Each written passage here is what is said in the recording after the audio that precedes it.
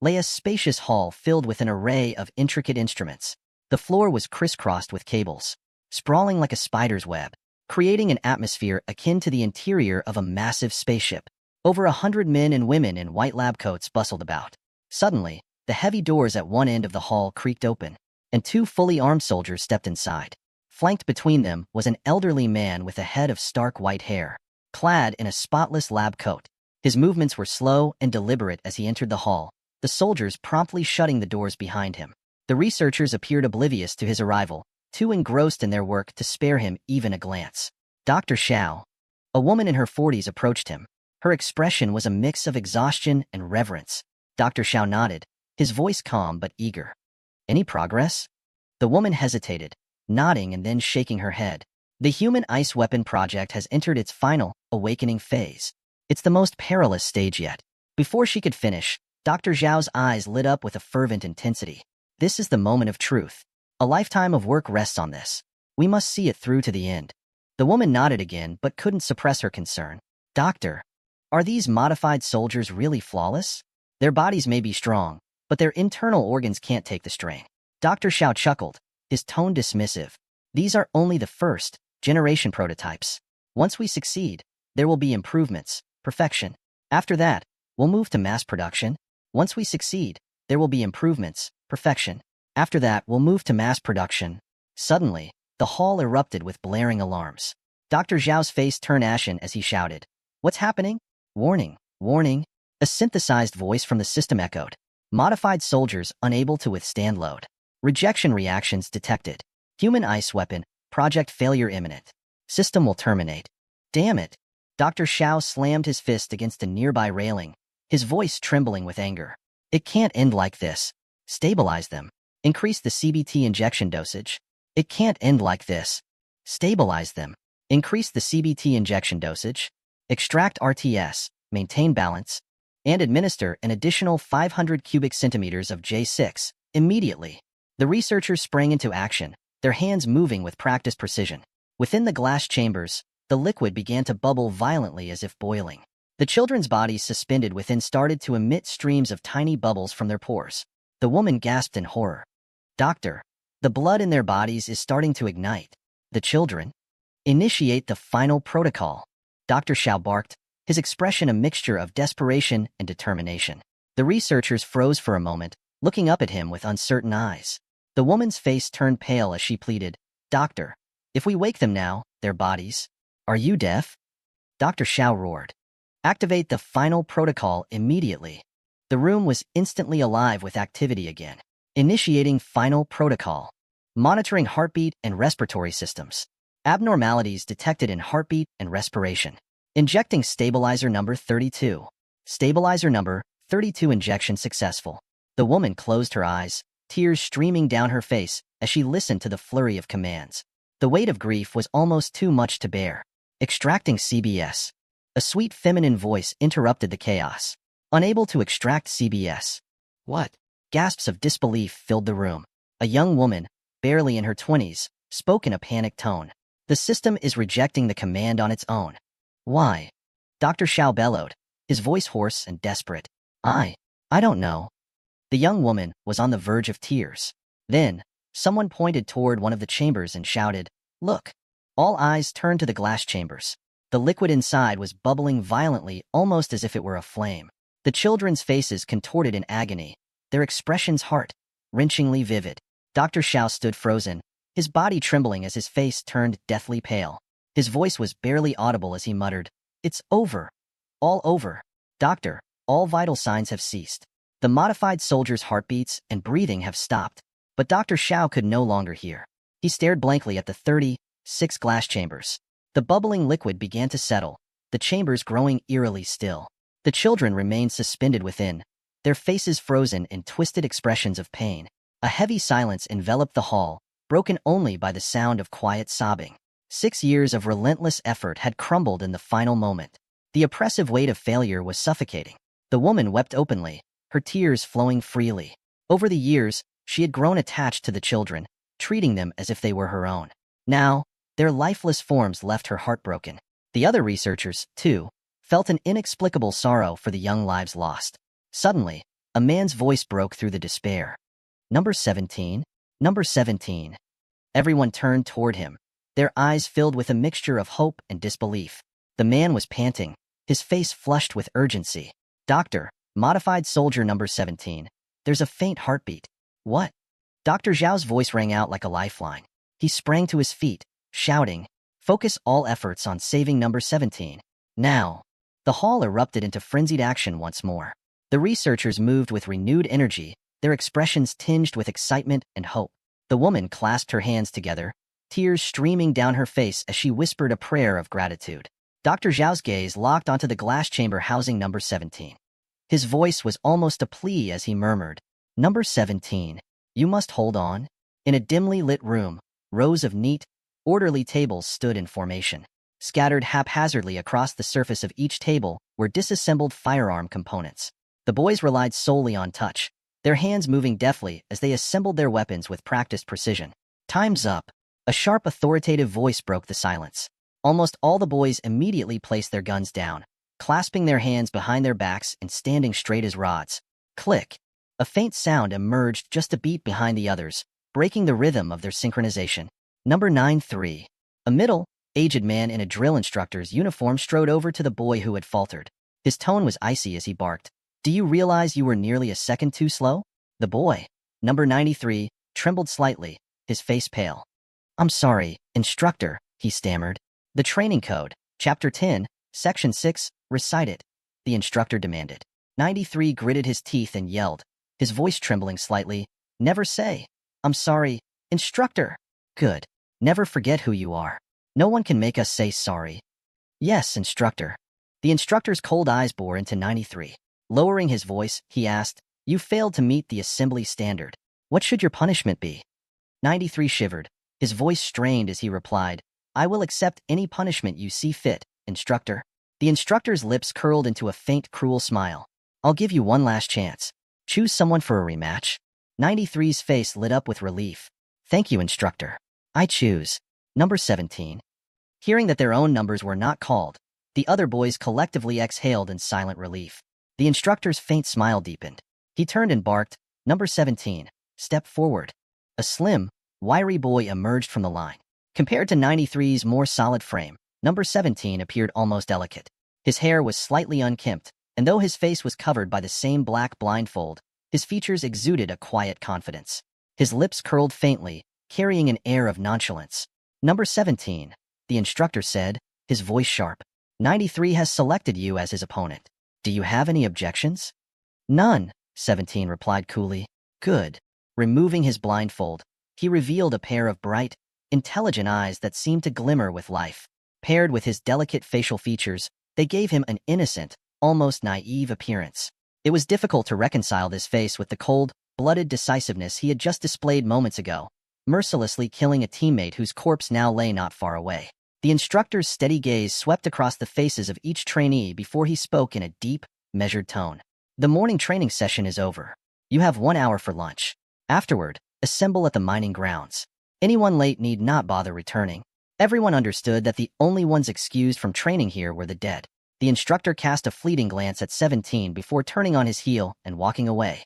The dozens of youths formed two orderly lines and filed out silently.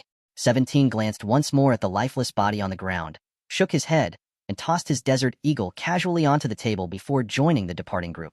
This was an isolated island shrouded by the vast expanse of the ocean, a place seemingly cut off from the rest of the world, a hidden paradise. Yet beneath this tranquil facade echoed the relentless sounds of gunfire and the furious cries of combat every single day. For this was Devil's Training Camp, a place that struck fear into the heart of the world, the training ground of the Devils, ranked third among the world's 8 most dangerous organizations. This island, rising from the depths of the sea, was the elusive stronghold that countless governments had poured immense resources into locating, all to no avail. It was here that the Devils forged their next generation of bloodthirsty recruits. The island was inhabited by a group of boys and girls, brought here as children and subjected to the most ruthless and inhumane training imaginable. Those who survived and emerged from this place would become elite members of the organization. Over the past few decades, there had been countless reports worldwide of newborns vanishing without a trace.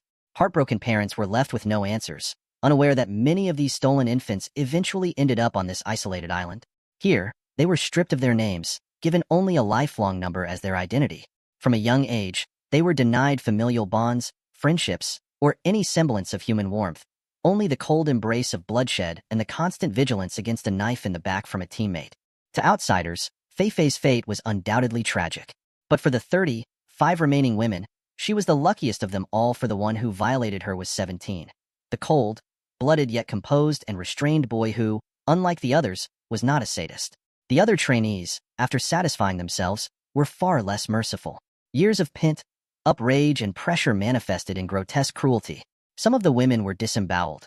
Others were tortured to death in unspeakable ways. In this place, such horrors were considered mild. The air was filled with the agonized cries of women and the exhilarated growls of the boys. This was a world gone mad, a hellish island of unimaginable sin. Life held no value here. The instructor and a squad of fully armed soldiers stood by, watching it all with icy detachment. Not far away, 17 sat with his head down, absently spinning his dagger in his hand. Attention! The instructor's voice rang out. The sound of synchronized footsteps resounded like a militaristic symphony. The trainees lined up in perfect formation, their movements crisp and precise. 36 pairs of cold, unblinking eyes stared straight ahead, their gazes as sharp and unyielding as blades. Not bad, the instructor remarked with a faint nod of approval, a glimmer of satisfaction in his eyes. You lot have managed to meet my expectations for once. This afternoon, we'll move on to the Special Agent Training module. The rules remain the same. Each of you has 15 minutes. If you fail to retrieve the data from the vault or fail to make it out, you'll face the consequences. Yes, sir. The trainees' voices thundered in unison, reverberating through the air with an intensity that reflected their resolve. 17. Come see me after the session. Yes, sir, 17 replied. The instructor's summons was met with a mix of envy and dread from the other trainees. Being singled out by the instructor meant one of two things. Either you were about to die, or you had impressed him enough to warrant special attention, which significantly increased your chances of survival on the island. Lieutenant, the instructor barked. Sir. The assistant instructor, who had been standing silently behind him, snapped to attention and stepped forward with a sharp salute. Take them to the vault. Yes, sir. The lieutenant saluted again before turning to lead the group toward the vault. From the outside, the vault appeared to be an ordinary 3-story villa, occupying an area of 500 or 600 square meters. Its Western-style architecture gave it an air of elegance. But those who had stepped inside knew the truth. It was a death trap. Every training session, a thick dossier would be hidden in a secret location within the villa. Trainees were required to skillfully bypass the intricate traps set around the dossier within 15 minutes, retrieve it, and commit its contents to memory. Upon exiting the villa, they were to reproduce the dossier's contents verbatim on paper. A single mistake, one wrong word, one misplaced letter meant they would have to re-enter the villa, search for an entirely different dossier, and repeat the grueling process. The alternative to success was death, often swift and without mercy. This training program was designed to hone key survival skills: lock, picking, adaptability, rapid reflexes, and photographic memory. 36 trainees stood in a perfectly aligned formation, their expressions mirroring varying degrees of dread as they followed the adjutant to the outskirts of the villa. For some, the fear was palpable. This was no ordinary exercise. A single misstep here meant not just failure, but a brutal and unceremonious end. Attention! A deafening boom echoed as the adjutant stomped his foot against the ground. Good, he remarked, his cold gaze scanning the group. Pointing to a small storage shed next to the villa, he continued, as per protocol, you will enter the villa in sequence based on your designated code names. Retrieve the necessary equipment from the shed. Each of you will have exactly 15 minutes to complete your task. Yes, sir, the group responded in unison. The adjutant's gaze landed on one of the trainees. 6. Your task is to locate a record containing the names of political leaders from around the world. Memorize the contents of pages 35, 98, 120, 177, 260, and 390. Return safely and reproduce it flawlessly. Proceed to retrieve your gear. Yes, sir. 6 responded with a sharp salute before breaking formation and heading to the shed. The team's code names were assigned numerically, and due to the deaths of 1 through 5 in earlier exercises, 6 was now the de facto first trainee to undertake this deadly mission. Inside the shed, 6 selected a pair of infrared night vision goggles, a set of universal lockpicks, a surveillance imaging device, and an assortment of other gadgets. With the adjutant's nod of approval, 6 took a deep breath and entered the villa. Time seemed to vanish in the blink of an eye. As the 15 Minute mark approached. 6 emerged from the villa, his face drenched in sweat. "Report, sir." "Task complete," 6 announced, saluting once more. The adjutant gestured toward a table equipped with pen and paper. "Good. Write it down." "Yes, sir." While 6 meticulously transcribed the document from memory, a squad of soldiers entered the villa to reset the traps and relocate the dossier. The villa was a living labyrinth of shifting challenges, ensuring no 2 missions were ever the same. "9!" the adjutant barked, his voice cutting through the thick tension. "Yes, sir." "Your task is to locate a cipher sheet with scrambled sequences, memorize the order, and decrypt it upon your return." "Yes, sir." 9 saluted sharply, heading to the shed for equipment before entering the villa. Barely minutes had passed when the villa's alarm blared, its piercing sound chilling the air. The adjutant's expression darkened as he muttered, "Fool." Moments later, soldiers emerged from the villa, carrying a blood-soaked sack. The grim reality was clear. Another trainee had failed, reducing the group to 35. 17, the adjutant called out, his tone unwavering. "Present," came a calm and steady reply. The adjutant's gaze rested on 17, his demeanor softer but no less commanding. "Your mission is to locate a magnetic card containing financial transaction records. Use a computer to access and memorize its contents. Return the card to its original location before exiting the villa. Then, transcribe the data flawlessly." "Understood, sir," 17 replied in an even tone. His composure was enviable, drawing admiration and envy from his peers. But none dared emulate his demeanor. To speak so casually to the adjutant was a privilege reserved solely for 17. Inside the shed, 17 moved with deliberate precision, selecting his tools.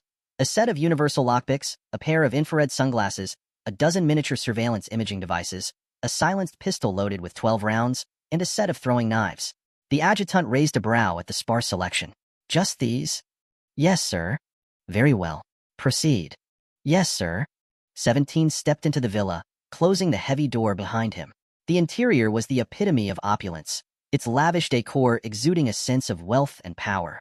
The gilded walls, intricately carved furniture, and grand crystal chandelier were a stark contrast to the deadly traps that lay hidden within. Donning the infrared sunglasses, 17 scanned the room. The seemingly empty space was a web of crisscrossing red laser beams, shifting and weaving in a deadly dance. Breaking a single beam would trigger the alarm and summon an untimely end. In addition to the lasers, 4 surveillance cameras mounted at the corners of the room swept their gaze across the space. Any misstep would be caught and broadcast to the villa's security center. Calculating the rhythm of the cameras, 17 identified a blind spot.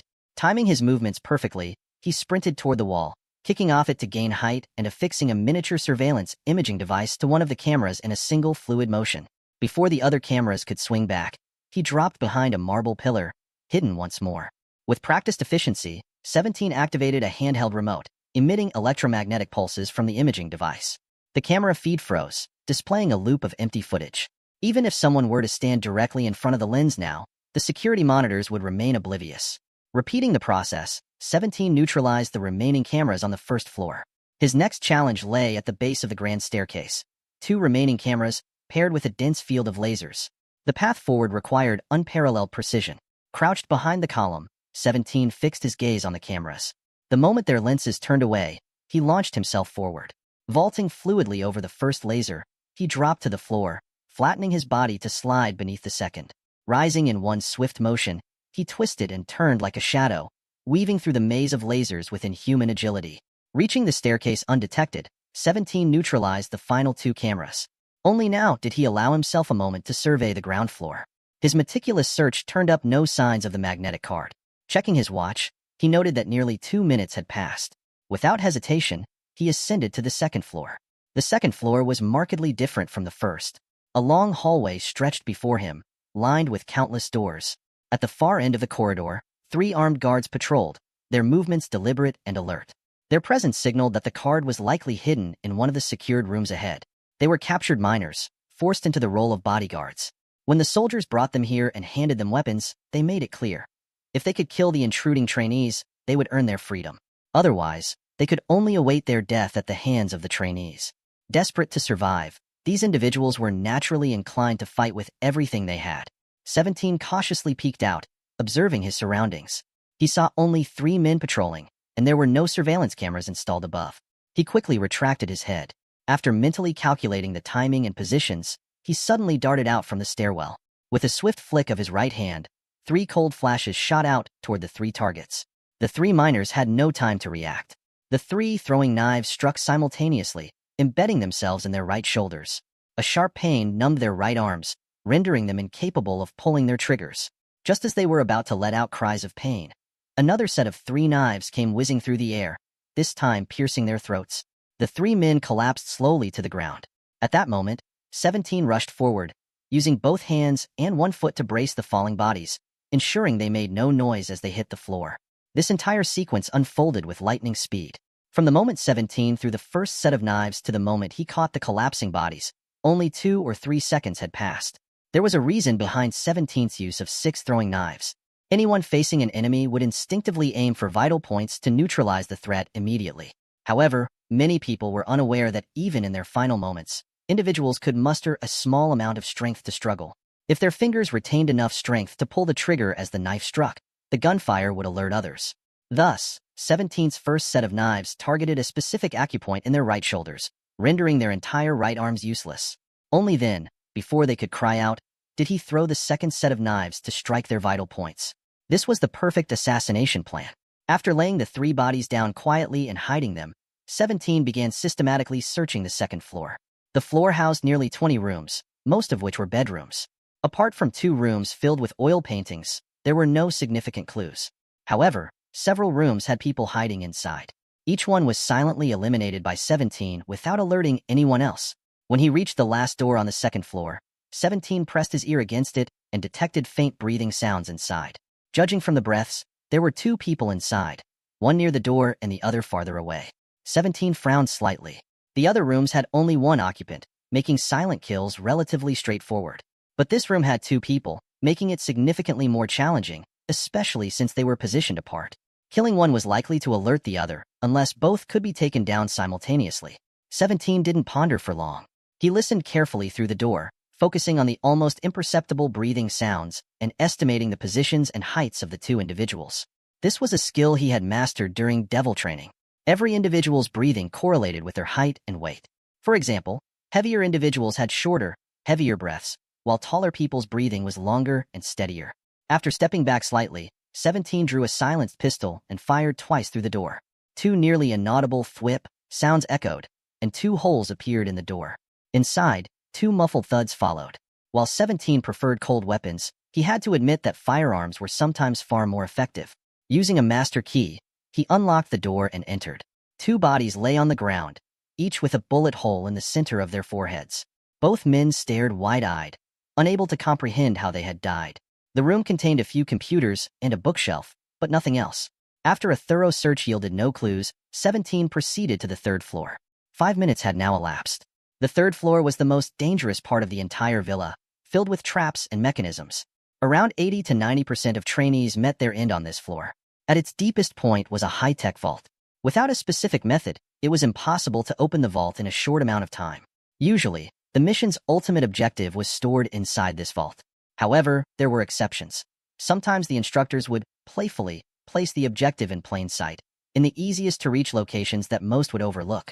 As soon as 17 set foot on the 3rd floor, he was greeted by a sealed corridor made entirely of alloy.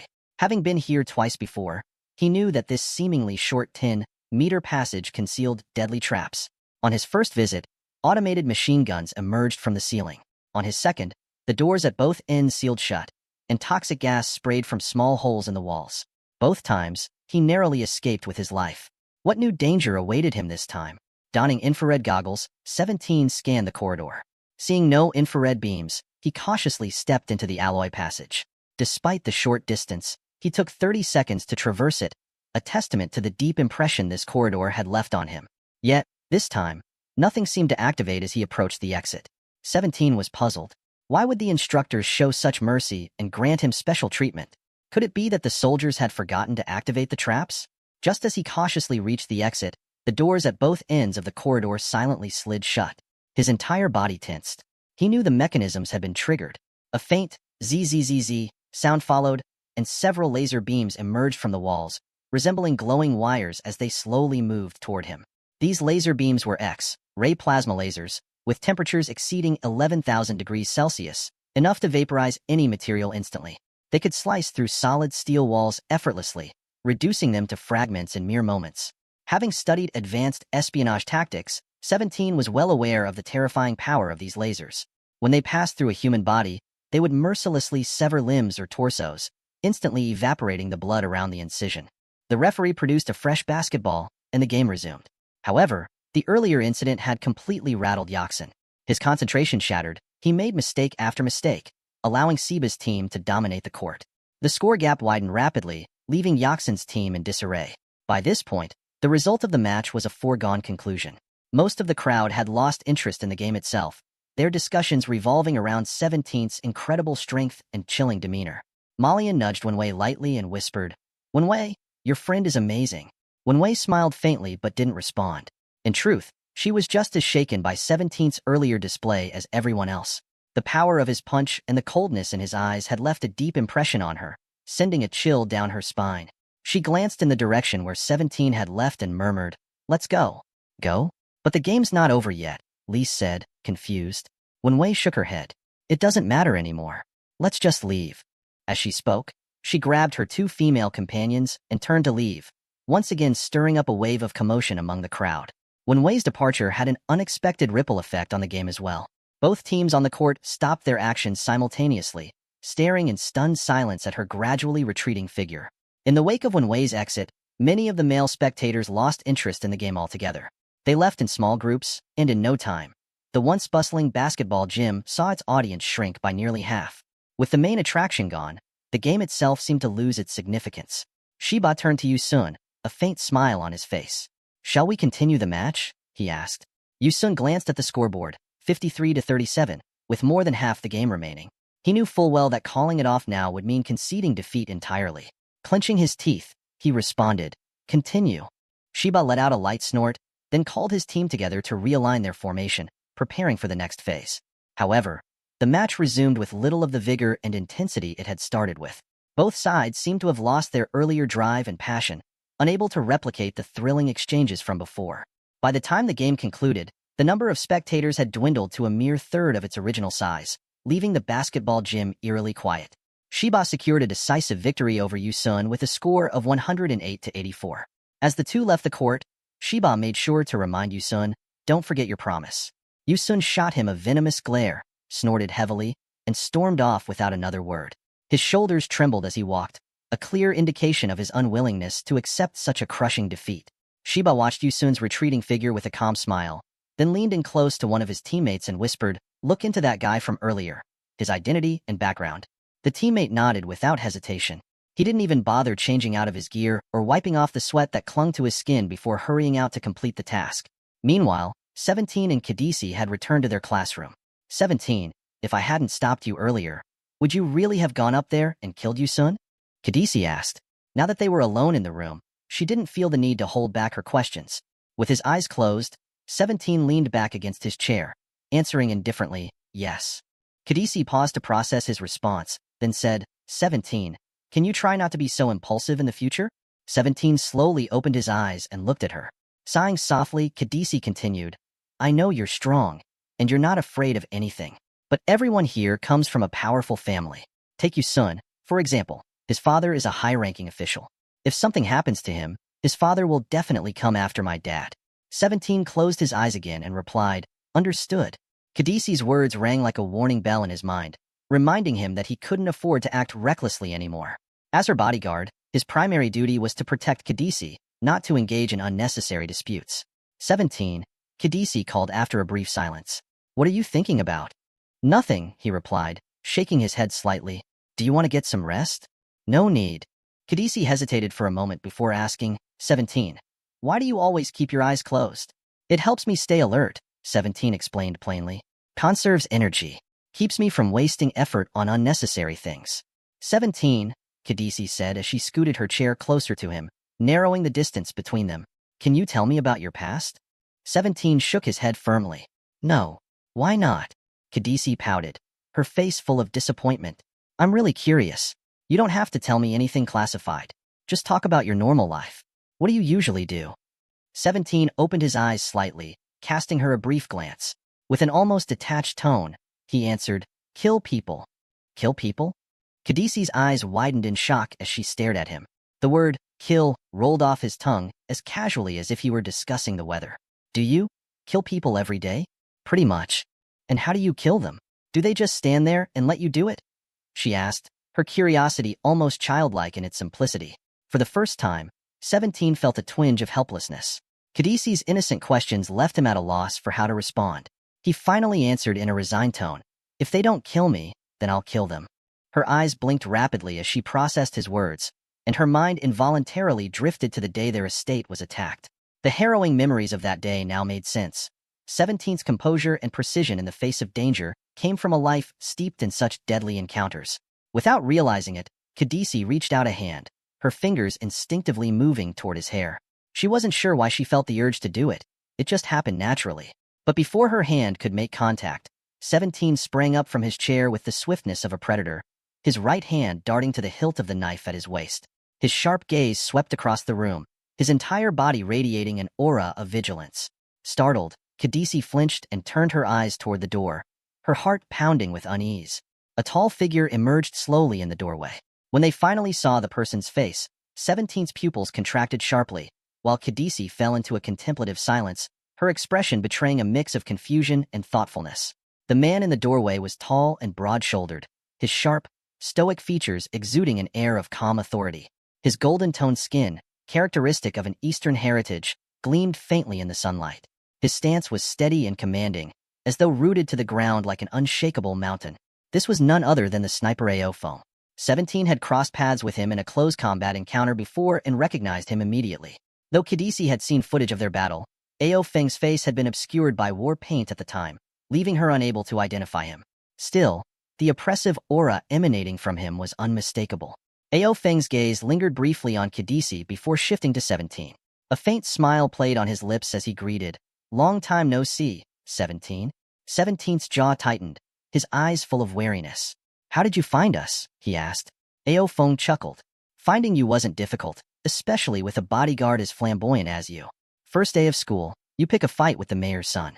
Then you waltz into the girls' bathroom. And just now, I heard you disrupted a basketball game?" Ao Feng studied 17 with interest. "I've met many bodyguards in my time, but none quite like you. Do you have people inside this school?" 17 pressed. Ao Feng shook his head lightly. "Not quite. Just had a cooperative arrangement with someone."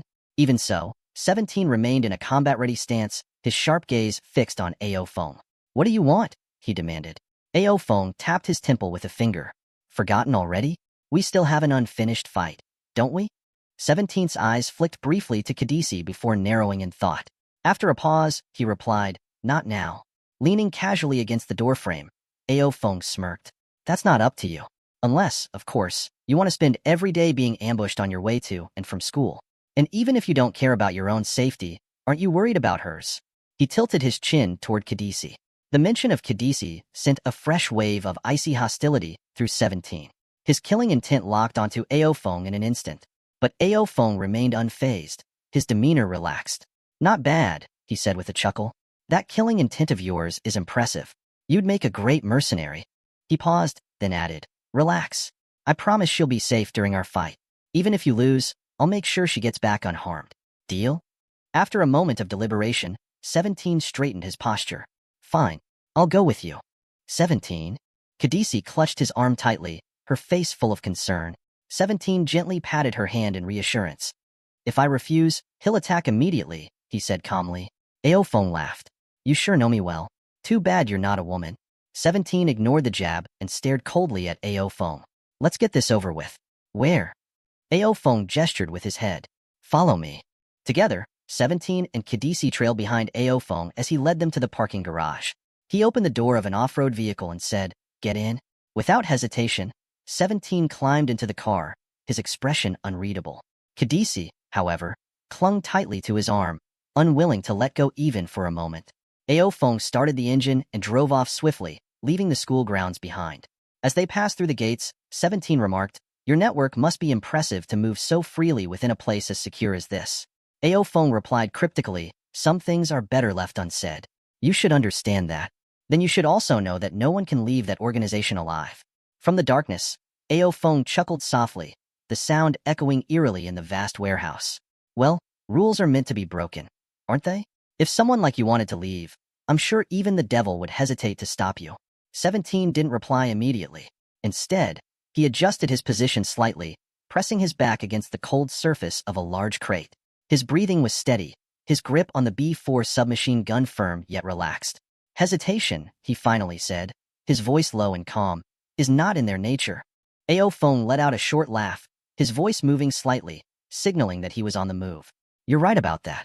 But tell me, 17, don't you ever get tired of being their pawn? Always following orders, killing for reasons you don't even question? 17's eyes narrowed as he listened intently, trying to pinpoint Ao Feng's location. His voice was devoid of emotion when he answered, a pawn doesn't question the board it's placed on. It simply plays its role. Ao Feng's tone shifted, carrying a hint of mockery. And here I thought you were different. You're just as brainwashed as the rest of them. 17 didn't take the bait. Instead, he remained silent, his focus sharp, his senses heightened. He knew Ao Feng was trying to provoke him, to distract him, but 17 wasn't so easily rattled. He shifted slightly, his hand brushing against the cold metal of the flashbang he had found earlier. A plan began to form in his mind. The warehouse was deathly silent again, save for the faint creaks of the buildings settling and the occasional scuffle of Ao Feng's movements in the distance. The tension in the air was palpable, both men playing a deadly game of cat and mouse. Suddenly, Ao Feng's voice echoed through the darkness once more. You know, I wasn't lying earlier when I said I admired you. Your skills, your instincts, they're almost inhuman. It's a shame, really. You could have been so much more than just a weapon. 17's fingers tightened around the flashbang. A weapon is all I need to be, he replied coldly. Is that so? Ao Feng's voice was closer now, the faintest hint of amusement in his tone. Then let's see just how sharp this weapon really is. Without warning, another gunshot rang out, the deafening crack shattering the silence. 17 instinctively dove to the side, rolling behind a pile of metal barrels as the bullet narrowly missed him, ricocheting off the concrete floor. He didn't hesitate for a moment. With practiced precision, he pulled the pin on the flashbang and hurled it in the direction of the shot. The small device arced through the air before landing with a metallic clink. A blinding flash of light burst through the darkness, accompanied by a deafening bang that seemed to shake the very walls of the warehouse. 17 didn't waste the opportunity. Using the brief moment of disorientation, he surged forward, moving swiftly and silently toward Ao Feng's likely position. As his vision adjusted to the lingering afterimage of the flash, 17 caught a glimpse of movement, a shadow staggering slightly near a stack of crates. He raised his B4, aiming with practiced precision, but before he could fire, a voice cut through the haze. Impressive, Ao Feng said, his tone steady despite the situation. He was already recovering, his movements quick and agile as he darted behind cover. But you're going to have to do better than that. 17's jaw tightened. He had expected Ao Feng to be resilient, but his ability to recover so quickly from the flashbang was remarkable. Still, 17 wasn't deterred. He had faced tougher opponents before and survived. This time would be no different. As the two men continued their deadly dance in the shadows of the warehouse, 17's mind raced. He needed to end this quickly, not just for his own sake, but for Cadiz. She was waiting outside, vulnerable and unguarded. The thought of her in danger fueled his resolve. Why do you care so much about her? Ao Feng's voice drifted through the darkness, as if he could read 17's mind. She's just a liability. Someone like you shouldn't be tied down. 17 didn't respond. He didn't need to justify himself to someone like Ao Feng. Instead, he focused on the rhythm of their deadly game, waiting for the perfect moment to strike. Still daring to dig at my foundation, it seems the power behind you is not to be underestimated, 17 remarked coldly. Ao Feng let out a hearty laugh and replied, what power could I possibly have? I'm just a lone mercenary, that's all. I just happen to know a lot of people. 17 hesitated briefly. He had some understanding of lone mercenaries, individuals who hid in the shadows of the city, living like ordinary people most of the time. But the moment they received a mission, they would plunge into battle without hesitation. Unlike those bound by organizations, lone mercenaries operated independently, accepting commissions from anyone, whether it was law enforcement or a nation's government. Depending on the difficulty of the task, they could choose to act alone or form temporary alliances, entirely based on the employer's requirements and the mission's nature. However, not just anyone could handle the life of a lone mercenary.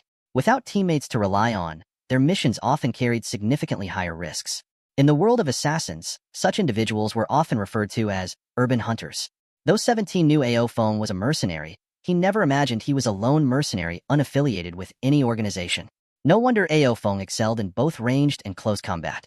After a brief moment of surprise, 17 asked, "What's your mission in Eagle Country this time?" Ao Feng smiled mysteriously. "That's something I can't share." Suddenly, a series of bullets slammed into the wall near Ao Feng, producing sharp, crackling sounds. With a swift motion, Ao Feng dodged, cursing under his breath. "Damn it!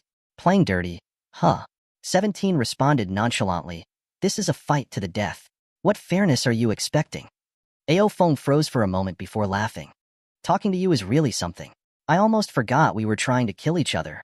As 17 discreetly repositioned himself, he asked, "What kinds of missions do you usually take on?"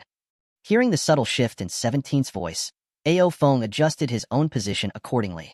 "All sorts, really. Sometimes I work as a bodyguard. Other times, I'm hired to take lives." "Have you ever taken on mercenary missions?"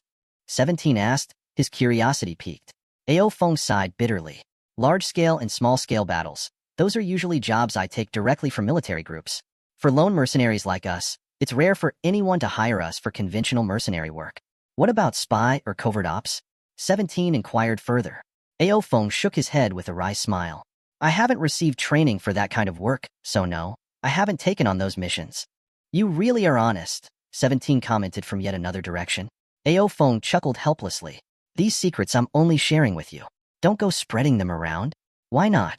Because you're about to die?" 17 teased. "Don't jinx it." Ao Feng shot back immediately. "We're still fighting here. Let's not say things like that." Quietly, Ao Feng pulled out a suppressed pistol from his jacket, his tone casual. "Who knows who'll come out on top? But I have to say, talking to you has been surprisingly enjoyable." After a brief silence, 17 suddenly spoke. "Ao Feng." Ao Feng's heart skipped a beat. Through his night vision goggles, he caught sight of 17 leaping onto a shipping container, his B4 submachine gun aimed directly at his position. A rapid burst of gunfire echoed, and Ao Feng moved like a slippery eel, dodging the hail of bullets with great difficulty. 17 frowned slightly. He noticed that Ao Feng's presence had once again vanished. It wasn't that Ao Feng was dead. On the contrary, none of the bullets had hit him. This realization flashed through 17's mind as he discarded his now empty B4 submachine gun and flipped off the container. As he descended, faint sounds emerged from the shadows, the subtle pops of a suppressed pistol.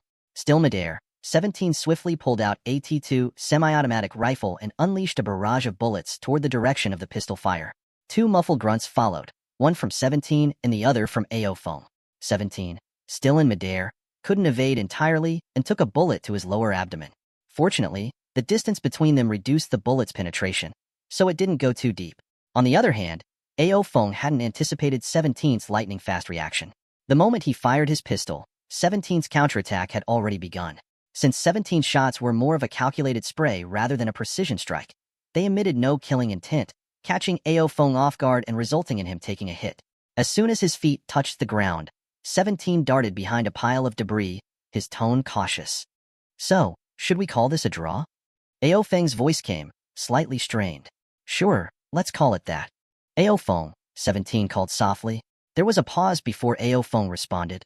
"What is it?" "Where are you hit?" 17 asked with a hint of concern. After a moment of thought, Ao Feng replied, "Right chest." "You?" 17 touched his lower abdomen and said, "Stomach area." Ao Feng let out a bitter laugh. "What are we even doing, fighting to this extent?" "You're the one who came looking for me," 17 pointed out, reloading his rifle. Ao Feng sighed lightly. 17, "I think I'm starting to regret this." "Why?" 17 asked, somewhat surprised. "Because if you die, I'll lose a lot of fun," Ao Feng admitted helplessly. 17 tightened his grip on his rifle, his eyes flashing with determination. "Why not you then?" Ao Feng shook his head. "Because I have a feeling I won't die." "Feelings won't save your life," 17 said coldly. "Only skill matters." The two fell silent, the tension between them palpable. After a moment, Ao Feng broke the quiet. 17. "What now?" 17 asked. "I think I'm starting to like you," Ao Feng said, a little sheepishly. Bang! A bullet whizzed toward 17 as he quickly ducked behind the pile of debris. The bullet skimmed past a wooden crate, leaving a deep groove. "I don't like men," 17 said dryly, firing a burst from his T2 semi-automatic rifle. Ao Feng dodged nimbly and laughed. "I don't like men either. In Dragon Nation, though, the word like has many meanings." "I know," 17 replied, moving to a new hiding spot. Dragon Nation's language is complex. It's not complex, Ao Feng corrected. It's rich and profound. Same difference, 17 said flatly. Not at all, Ao Feng said with a smirk. If I get the chance, I'll teach you proper Dragon Nation dialect someday. He winced, suppressing the pain as he relocated. You should focus on staying alive first, 17 retorted. Suddenly, his foot hit something. He crouched down, his expression brightening. It was an AK-47. Slinging it over his shoulder, he continued navigating the darkness with his T2 at the ready. From another direction, Ao Feng's voice rang out. Please, even if you died 1,000 years ago, I'd still be alive. Are you a turtle? 17 shot back, amused. Ao Feng bristled. You're the turtle. 17 chuckled. Isn't there a saying in Dragon Nation? Something about turtles living 1,000 years? If you outlive me by a millennium, doesn't that make you one? Ao Feng was momentarily speechless before bursting into laughter. The movement seemed to aggravate his wound, making his laughter sound strained. You should quit being a bodyguard and try comedy instead. Not my specialty, 17 replied, settling behind another pile of debris. Ao Feng sighed. 17, the more I fight you, the more I like you. I almost don't want to kill you anymore. While our organization doesn't forbid unconventional relationships, 17 said with evident distaste, I find the idea revolting. Don't be so narrow-minded, Ao Feng groaned. I'm talking about mutual respect between rivals, not that kind of like. The room fell silent again before 17 spoke. Ao Feng, what's your mission target? I'd love to tell you, Ao Feng admitted, but I can't. Who hired you? 17 pressed. Come on, you know I'm not going to answer that, Ao Feng replied with a bitter smile. Was it you who fired the shots at the airport that day? 17 asked. Yes, Ao Feng answered without hesitation. Realizing further questioning would be futile, 17 fell silent. Finally, Ao Feng broke the quiet once more. You've asked plenty. My turn. Go ahead, 17 replied, readying his weapon. Ao Feng asked, have you always been with the Devil Organization? Yes, 17 replied firmly. Ao Feng was about to ask more when a sudden barrage of bullets came his way. Cursing under his breath, he quickly took cover. Once hidden, he resumed his questioning, how old are you? As 17 spoke, he removed the magazine from his T2 semi-automatic rifle, discovering it was empty. Without hesitation, he tossed the T2 aside and grabbed an AK-47, swiftly moving to another cover position. I don't know exactly, 17 said after a brief pause in response to Ao Feng's question about his time in the organization. I've been there since I can remember. I was 7 at the time. What about before that? Ao Feng asked, his voice tinged with surprise. 17 shook his head. I can't remember. Ao Feng was preparing to continue the conversation when he suddenly sensed movement nearby. Instinctively, he raised his gun and fired a shot in the direction of the disturbance without even looking, then quickly leaped to a different position. As he did, another volley of bullets whizzed through the air, their sound sharp and penetrating. Once safely hidden again, Ao Feng let out a bitter laugh. You're lucky really, finding the only AK-47 in this place. 17 responded with a smirk. And you're not bad yourself, a sniper with a proper rifle and night vision goggles. Ao Feng sighed. You're not accusing me of cheating, are you? If you were cheating, 17 said seriously, you wouldn't have brought me here in the first place. Ao Feng chuckled softly. You really do understand me. Another burst of bullets interrupted their exchange, forcing Ao Feng to scramble for cover again. Barely catching his breath, he muttered, looks like putting a sniper against an assault specialist in close quarters was a bad idea. I'm not an assault specialist, 17 corrected him. Ao Feng rolled his eyes. You're worse than an assault specialist. 17 replied humbly, your close quarters combat isn't bad either. Ao Feng grinned. That's the result of years of hard training. A sniper without some survival skills is bound to suffer. After a moment's thought, he asked, 17, what's your actual specialization? If you're not a sniper or an assault specialist, are you defense? 17 answered earnestly, I can't adapt to any role. It depends on the situation. Ao Feng frowned slightly but didn't comment further. Privately, he was astonished. Becoming proficient in even one combat discipline required not only talent but also years of relentless effort. A person's energy and time were finite, and excelling in 2 disciplines was already a monumental challenge. To master multiple combat roles was almost unthinkable. If what 17 claimed was true, Ao Feng could hardly fathom the kind of training he must have undergone. Ao Feng himself had poured immense effort into perfecting his skills as both a sniper and close-quarters fighter, and even then, he had barely achieved specialization in both. From their exchanges so far, it was clear that 17th's assault and melee capabilities were already at a specialized level. If his defensive and sniping skills were equally advanced, then 17 was undeniably a terrifying anomaly.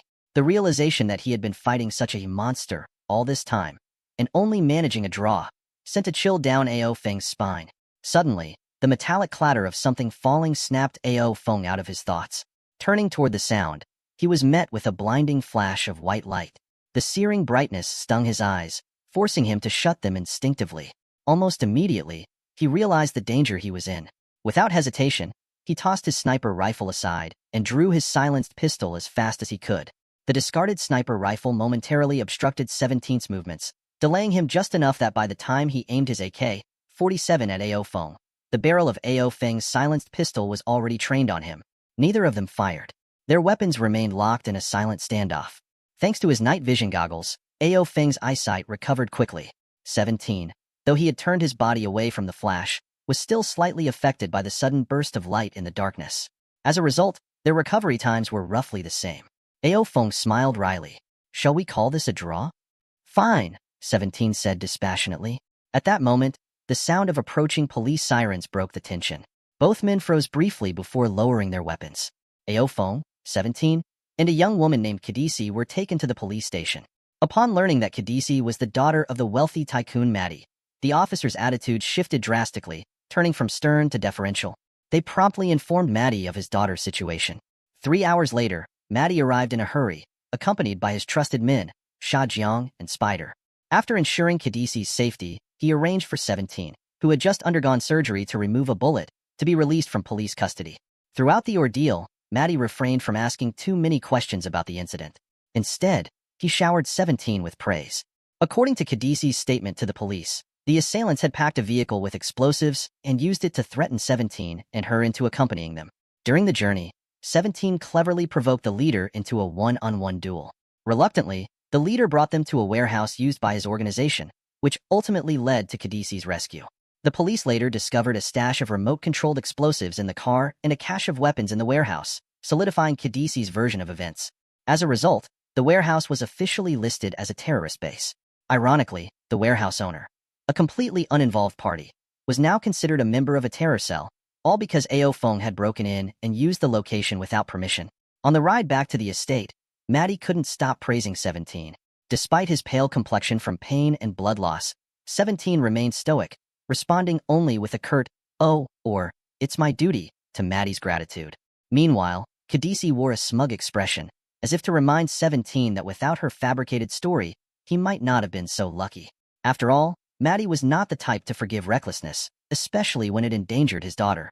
For 17 to have taken Kadisi into such a perilous situation and engaged in a duel on top of that, he was undoubtedly an unconventional bodyguard. When the convoy arrived at the estate, they were greeted by Ruali, who had been anxiously waiting at the entrance. The moment she saw Kadisi, she rushed over, pulling her from the car and inspecting her for injuries. "Kadisi, are you hurt?" Ruali asked with concern. Kadisi quickly shook her head. "I'm fine." "But 17, Her gaze drifted towards 17, who was stepping out of the vehicle with thick bandages wrapped around his waist. Ruali's eyes softened with gratitude. 17, "I can't thank you enough."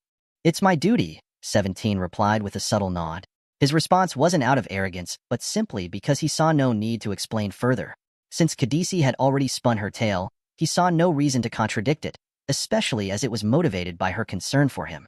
While 17 didn't fear Maddie discovering the truth, he also saw no harm in letting the lie stand. In 17's mind, his decision to accompany Ao Feng had been justified. If he hadn't agreed, Ao Feng would have likely attacked immediately, and Kadisi would have been caught in the crossfire. Once on the road, 17 discovered the explosives in the vehicle, making him even more cautious. Every step he had taken was to ensure Kadisi's safety, even at great personal risk. Inside the villa, Maddie clapped a hand on 17's shoulder. 17, he said, smiling. "I won't waste time with empty thanks. Tell me, what do you want? Name anything, and it's yours. A token of my gratitude for saving my daughter once again." The Devil organization had a strict rule to prevent its members from becoming uncontrollable once they had money. Members were forbidden from accepting monetary compensation from their employers. However, if an employer wished to express their gratitude, they could privately gift members certain items. These gifts could range from advanced weaponry to antique curiosities. Thus, When Cadiz gifted 17 a dagger on a previous occasion, he did not refuse. But if it had been a check, 17 would have declined without hesitation. Maddie, having worked with the Devil organization multiple times, was well aware of their rules. As such, he didn't offer 17 cash, but instead asked directly what he might want. 17 shook his head and replied indifferently, "I don't need anything." Maddie thought for a moment before saying, "How about this? I'm heading to the nation of Hela soon. If I find something interesting while I'm there, I'll bring it back for you as a token of my gratitude." Technically, as Maddie's bodyguard, it was 17's duty to protect his employer, and Maddie had no obligation to go out of his way to gift him anything. However, 17 had saved Maddie's wife and daughter's lives on 2 separate occasions. Additionally, Maddie greatly valued 17's skills, which led him to make this gesture. As the head of a massive financial conglomerate, Maddie understood the art of winning people over. And someone as capable as 17 was unquestionably worth the effort to secure. Before 17 could respond, Cadiz chimed in loudly, "Dad, you're going on another trip?" Maddie affectionately patted Cadiz's hair and smiled. "I don't have a choice. You know I have a lot of business to handle. If it weren't for your situation, I'd already be on the plane by now." Cadiz pouted in dissatisfaction. "It's always like this. You barely spend any time at home before you're off again." Rolly stepped forward, wrapping an arm around Cadiz. "All right, Cadiz, your father has things he needs to take care of. He's not like you, who just spends the whole day playing." "I don't spend the whole day playing," Cadiz protested, looking aggrieved. "Enough. Don't scold her anymore," Maddie interjected, stopping Rolly from continuing. He then turned to 17 and said, "17, the house will be in your hands while I'm away." 17 nodded. "Understood. And while I'm gone, you and Cadiz shouldn't go to school. I'll notify the school about it." "All right," 17 replied flatly. Maddie glanced at the bandages wrapped around 17's waist. "How's your injury?" "It's nothing serious. It doesn't hurt anymore," 17 replied nonchalantly. "That's good." Maddie nodded. After giving a few more instructions to Rolly and Cadiz, he left with 4 of his guards in tow. Once Maddie had departed, Rolly instructed the staff to prepare dinner. Meanwhile, Cadiz pulled 17 into a corner and whispered, "How are you going to thank me?" 17 was momentarily taken aback. "Why should I thank you?" Cadiz huffed, crossing her arms. "Himph, you blockhead. Do you think my dad would let you off so easily without my help? And on top of that, he's even going to buy you a gift." 17 let out a faint, "Oh," and said, "Thank you." It was the first time in his life that he'd said those words, and it felt deeply unnatural. Cadiz pouted and said, "Forget it. Look at how unwilling you are to say it." Just then, Rolly's voice called out from the dining room. "Cadiz, come for dinner." "Coming." Cadiz replied before glaring at 17 and saying, "Remember, you owe me a favor." With that, she turned and walked away. 17 followed her silently, his expression unchanged. He paid no mind to her parting words. His thoughts were elsewhere, consumed by the image of one person, the elderly figure in the secret chamber. After a long pause, she finally managed to regain some composure. "Come with me to the disciplinary office," she said firmly. 17 opened his eyes slightly and looked at the teacher in front of him. She was a young woman, probably around 25 or 26, dressed in a low-cut top and a miniskirt, her figure undeniably striking. He asked, "Why?" In the Devil's training camp, conflicts between trainees were resolved through life-or-death combat. Not only were the instructors indifferent, but they often encouraged such behavior. 17 understood that the outside world was vastly different from the camp, which was why he hadn't killed Baruba. In his mind, he had already shown great restraint, so he couldn't understand why this teacher still wanted to punish him. The teacher was on the brink of losing her temper, but knew that anyone attending this school likely had some form of powerful family backing. She suppressed her anger and explained, "Because you broke the rules, and breaking the rules means accepting punishment." 17 glanced at her and said coldly, "I can't leave Cordis." The teacher froze for a moment. "You're here because of Cordis?" "Yes," 17 replied without hesitation. A wave of murmurs rippled through the class. Some of the boys began to tease, while the girls cast envious glances at Cordis. At that moment, Cordis's pale cheeks turned a deep shade of red, but a sweet smile tugged at her lips. Although she understood that 17 didn't mean it in the way others might think, she couldn't help but feel a little happy. Still, the fact that he had declared such a thing in front of everyone made her feel both shy and delighted. The teacher looked back and forth between 17 and Cordis, finally piecing together why 17 had taken Baruba's seat. It was next to Cordis. Feeling both amused and exasperated, she said, "Even if you like Cordis, there's no need to take Baruba's seat. There are plenty of empty seats in the back. You can talk to her after class or after school." "No," 17 interrupted firmly. The teacher's gaze hardened as she stared at 17, her frustration reaching a boiling point. She had never encountered such a defiant student before, and it infuriated her. Sensing the tension in her eyes, 17 detected a faint trace of danger. He raised his head and met her gaze, his own eyes flashing with a chilling glint. The teacher suddenly shivered as a wave of coldness surged up her spine, spreading to the back of her head. It felt as though she had been plunged naked into an icy abyss, the chill penetrating her very core. Unbeknownst to her, she had just been locked onto by 17's killing intent. If she had made any move that 17 perceived as a threat, he wouldn't have hesitated to eliminate her. At this moment, her instincts screamed that the calm-faced Oriental boy before her was extraordinarily dangerous and must not be provoked. A woman's intuition is often remarkably sharp, and this time, it saved her life. She had no idea that she had just brushed against the gates of death. Breaking eye contact with 17, the teacher took a deep breath and said, "Baru, go sit in the back for now. I'll report this matter to the disciplinary office." With that, she turned and walked back to the podium, her expression tense as she announced, "Class is starting." Baruba had finally regained some composure, though his face was still pale as a sheet. The kick from 17 had given him a terrifying brush with death, and now he didn't dare provoke 17 again. Clutching his stomach, he moved to an empty seat at the back of the classroom, not even bothering to retrieve his books. As Baruba sat down, he glared at 17's back, his eyes filled with venom. Sensing the hostility, 17 immediately turned his head, his icy gaze piercing straight through Baruba. Like the teacher before him, Baruba felt an overwhelming chill, as though he had been plunged into a frozen cavern. He couldn't suppress the shiver that ran through his body and quickly averted his gaze, not daring to look at 17 again.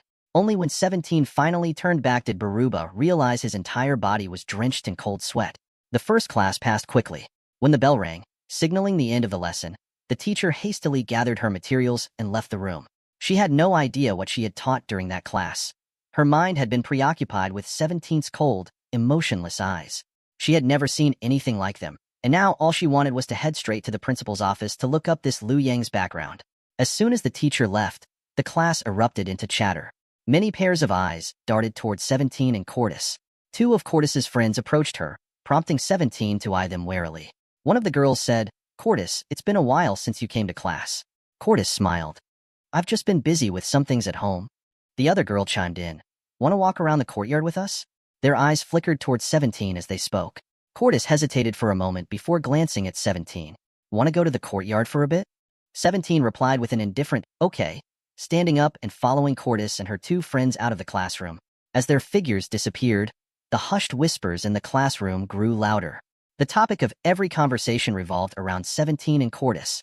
The rest of the morning passed uneventfully, but the entire class had clearly felt 17's overbearing presence. He stayed glued to Cordis's side, following her wherever she went. Even when Cordis went to the restroom, 17 would wait right outside the door, completely ignoring the strange looks from others. What's more, 17 wouldn't allow anyone to get close to Cordis. Even her two closest friends had to maintain a certain distance from her. No one dared to voice their objections, though many silently pitied Cordis. However, Cordis herself didn't seem to mind at all. In fact, she appeared to enjoy it. She spent the entire morning smiling, looking utterly delighted. What 17 didn't realize was that his possessiveness over Cordis was about to bring him trouble. Though Cordis wasn't considered the most beautiful girl in the school, she was undeniably the prettiest in the class. Her sweet, pure demeanor captivated many. Most of the boys in the class harbored some level of affection for her. 17's sudden appearance had left them both furious and jealous, but no one dared to confront him after witnessing the kick he had delivered to Baruba. Otherwise, 17's morning would have been far less peaceful. Still, a plot targeting 17 was quietly taking shape. When the final bell rang, signaling the end of school, the students left in small groups. Those who lived nearby went home for lunch, while students like Cordis, whose homes were farther away, stayed to eat at school. Cordis packed up her books and stretched her arms with a yawn. It had to be said, though she was still young, her figure was already developing nicely. In a few years, she would undoubtedly grow into a stunning beauty. Liu Yang, Cordis corrected herself, glancing at 17. "Let's go eat." "Okay," 17 nodded, following Cordis out of the classroom. He didn't notice the malicious glint in Baruba's eyes as they left. The school cafeteria wasn't far from the teaching building, separated only by a laboratory building. The cafeteria had 3 floors. The first floor offered simple, inexpensive dishes, catering to students from less affluent families. While the school was primarily for the elite, as long as one could afford the hefty tuition, anyone could attend. Some parents, hoping for their children to network with the wealthy, scrimped and saved to send them here. The first floor of the cafeteria was designed with such students in mind.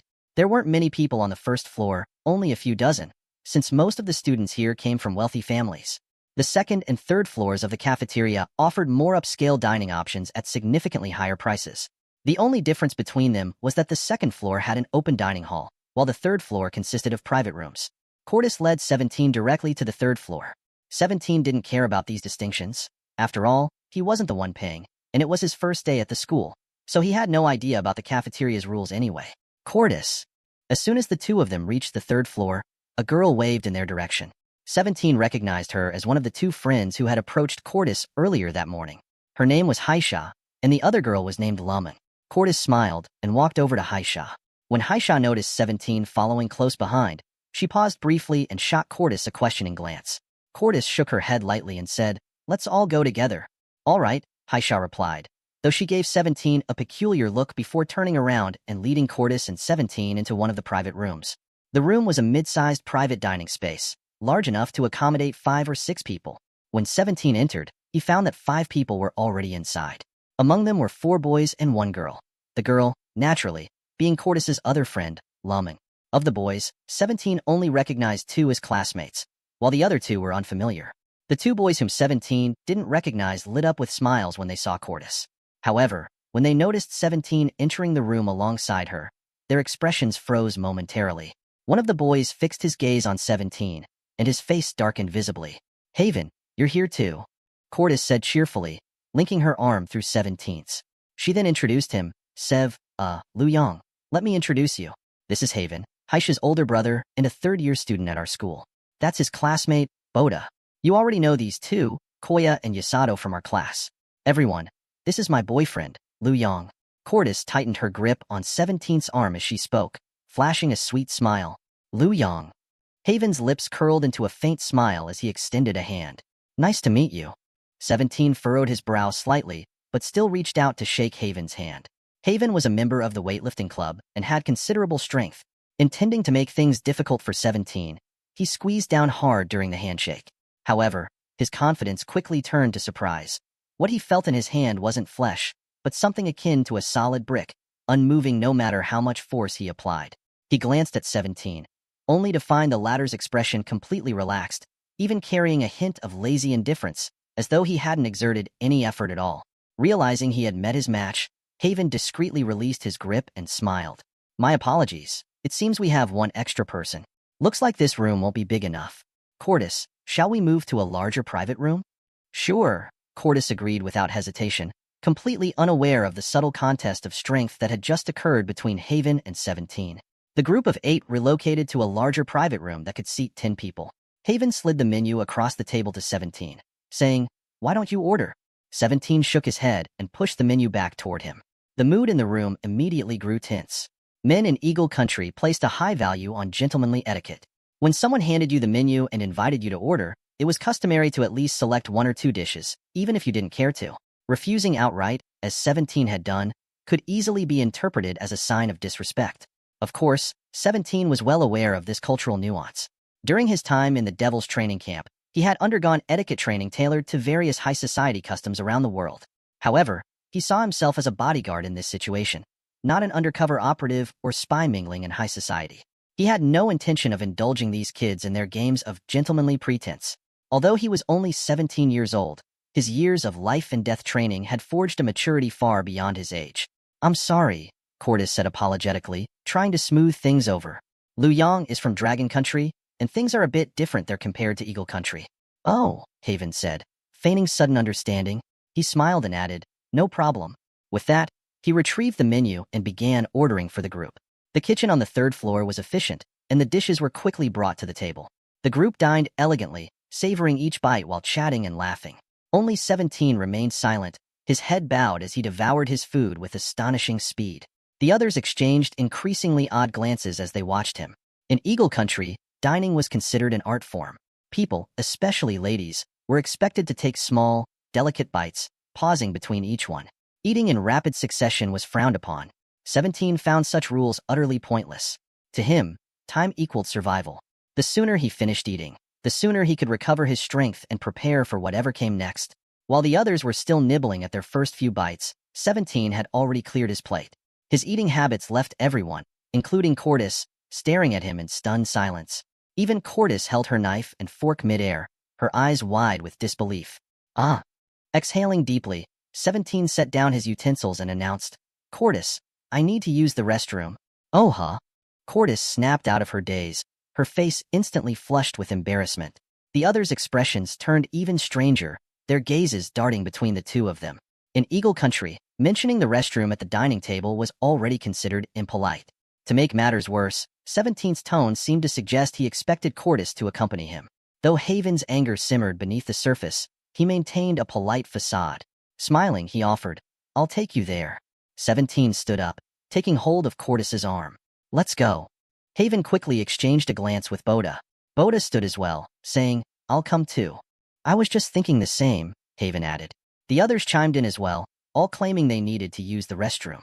It was highly unusual for 7 or 8 people to head to the restroom together. Sensing something off, 17 stayed alert as Cordis led the group to the restroom area. The facilities had 2 doors, one marked for women, the other for men. Upon seeing the signs, Cordis paused, her face showing a hint of confusion. The others stood around her, their eyes fixed intently on 17. 17 frowned. Although he sensed something strange, he couldn't quite put his finger on it. After a moment's thought, he said to Cordis, I'll be quick. Wait for me here. All right, Cordis nodded. 17 pushed open the door to the men's restroom and stepped inside. As the door closed behind him, the group outside exchanged peculiar smiles. Cordis realized something was amiss and started to step forward, but Haisha and Lumen quickly held her back. Just then, a staff member in a server's uniform approached Haven, bowing slightly as he said, Young Master Haven, everything has been arranged as you instructed. Haven, a smug grin on his face, pulled out a wad of cash and handed it to the server. The server's eyes lit up, and he thanked Haven profusely. Haven! Cordis glared at him, her voice tinged with anger.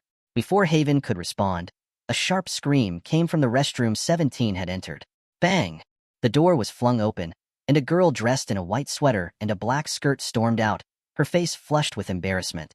She froze upon seeing the group standing outside, their faces twisted into strange smiles. Realizing what had happened, she quickly turned back to glance at the sign on the door, then shot the group a furious glare before storming off. Haven and his companions stopped laughing the moment they recognized the girl. It was Wenwei, the school's most famous beauty and a second-year student in Class 6. Wenwei was a mixed-race student. Her father was from Dragon Country, and her mother was from Eagle Country. Her father had moved to Eagle Country in his youth and, through sheer determination, had built the now-renowned Weihai group from scratch. Wenwei had inherited the best traits of both her parents, combining the elegance and refinement of the West with the beauty and poise of the East. She was widely regarded as the school's most beautiful girl and the object of admiration for countless noble sons. Despite living in Eagle Country, Wenwei had been deeply influenced by her father's teachings. Unlike many Western girls, she was known for her modesty and self-respect. She rarely interacted with boys and had never been seen alone with any of them. Some of the noble boys she had rejected spread malicious rumors about her, claiming she was a lesbian. Gossip about her swirled constantly, but Wenwei never bothered to respond, remaining true to herself. Wenwei was like a stunning yet untouchable snow lotus, distant and unattainable. Not only were Haven and Boda smitten with her, but even Koya and Yasato had pursued her at some point. Seeing Wenwei emerge from the restroom, their first thought was, this is bad. Their second thought was pure jealousy. How could this damn Lu Yang have the fortune to encounter Wenwei in such a situation? They conveniently forgot that they were the ones who had orchestrated the whole thing. The restroom door opened again, and 17 walked out. He showed no signs of panic or embarrassment, his expression calm as though nothing had happened. Glancing at the group, he flicked the water off his freshly washed hands and directed his gaze at the dumbfounded server. Pointing to the door behind him, he said flatly, Your signs are mislabeled. That's the women's restroom. With that, he grabbed Cordis by the arm and said, Let's go. Under the astonished gazes of the group, the two walked away casually. It took Haven a long moment to regain his composure. Who is he, really? Haisha shrugged. I don't know. All I know is that he's been sticking to Cordis like glue. He's an annoying guy, which is why I asked you all to prank him. Haiwen shook his head with a bitter smile and said, My dear sister, you've really put me in a tough spot. Haisha turned away with a cold snort. All I did was let Wenwei see you guys doing something shady. What's the big deal? It's not like you ever had a chance. I've never heard of her having feelings for any guy anyway. Haiwan shook his head again and fell silent. Boda let out a sigh as well. The mood at the table soured, and no one felt like eating anymore. After paying the bill, they left the cafeteria. 17. Don't be mad. Haiwan and the others were just joking, Cadiz said, clinging to 17's arm as they strolled around. Oh. 17's face was expressionless, making it impossible to tell if he was angry or indifferent.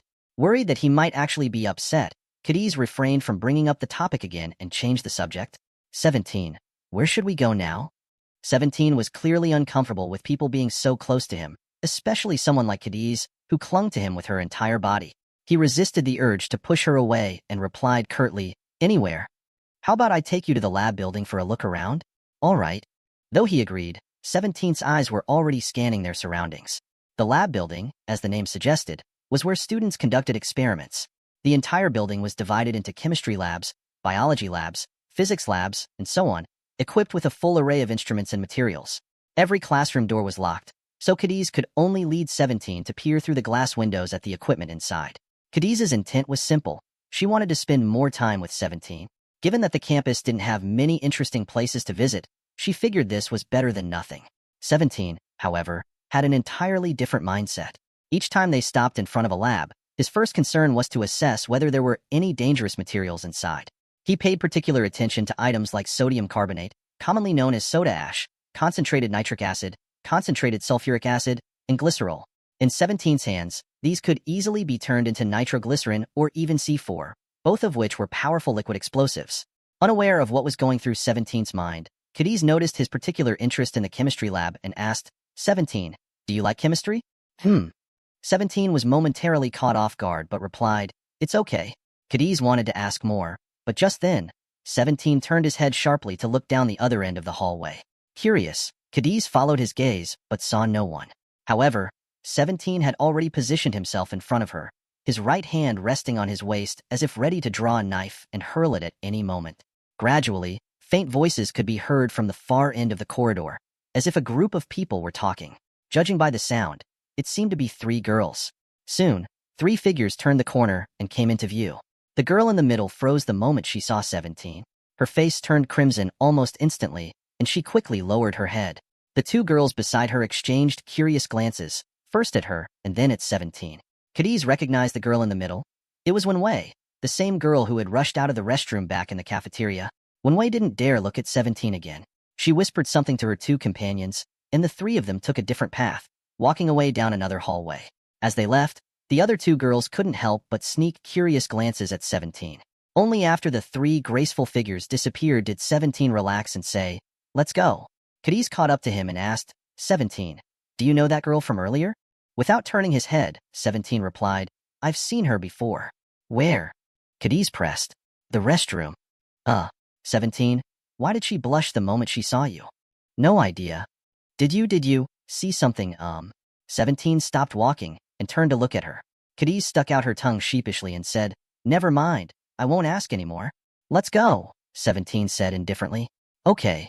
Cadiz nodded obediently like a kitten. If their classmates had seen this, they would have been shocked. Cadiz was known for being lively and energetic, and no one had ever seen her so docile. On the other side of the lab building, Wenwei walked quickly with her head lowered. Wenwei, wait for us, one of her companions called out breathlessly. Why are you walking so fast? Snapping out of her daze, Wenwei realized she had been lost in her thoughts.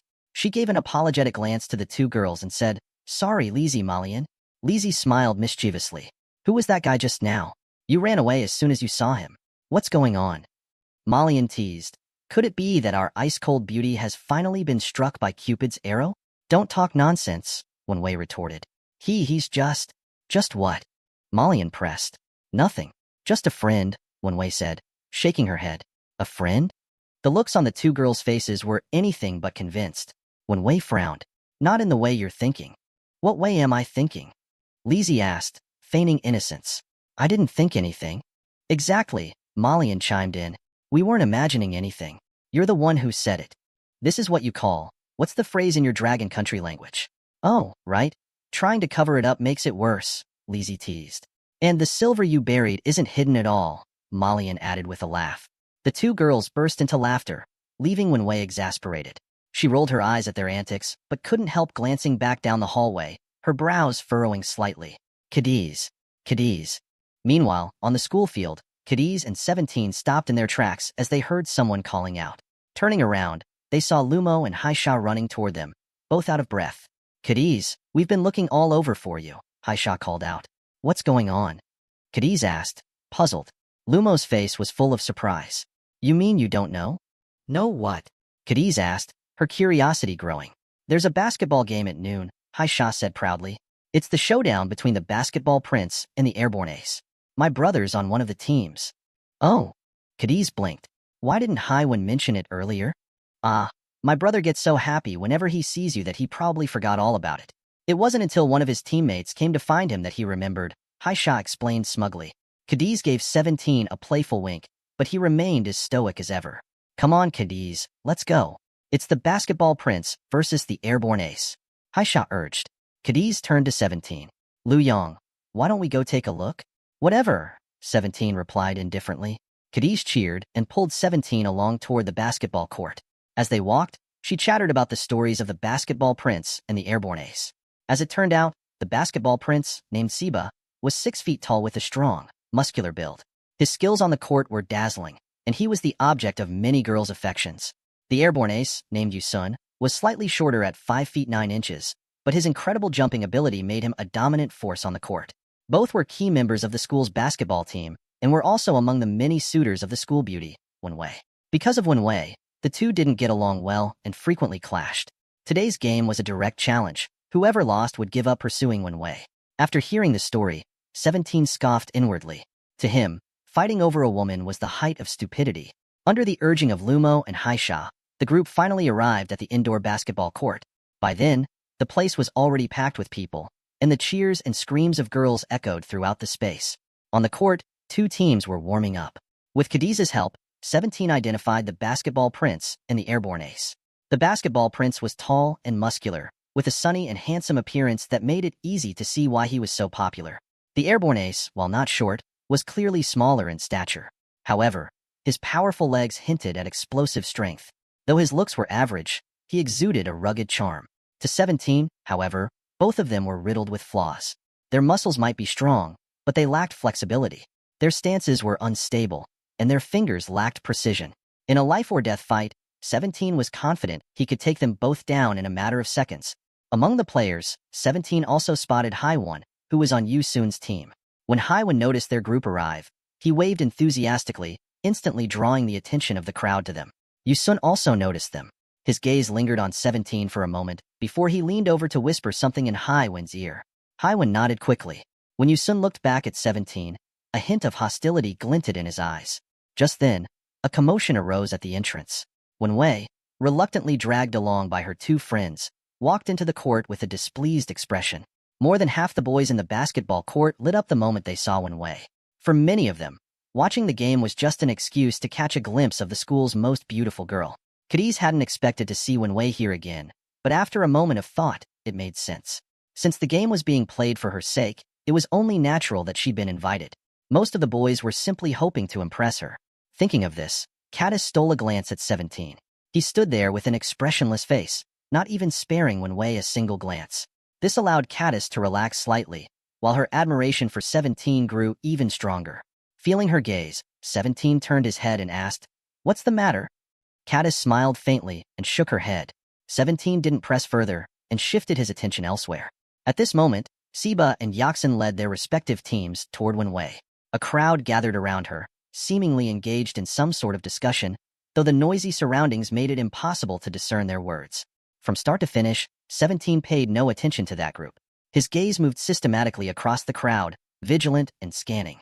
As Cadis's personal bodyguard, he knew his role and responsibilities all too well. Siba and Yaxin's discussion quickly soured, escalating into a heated shouting match as they pointed fingers at one another. Wenwei's brows furrowed slightly, clearly displeased with the scene.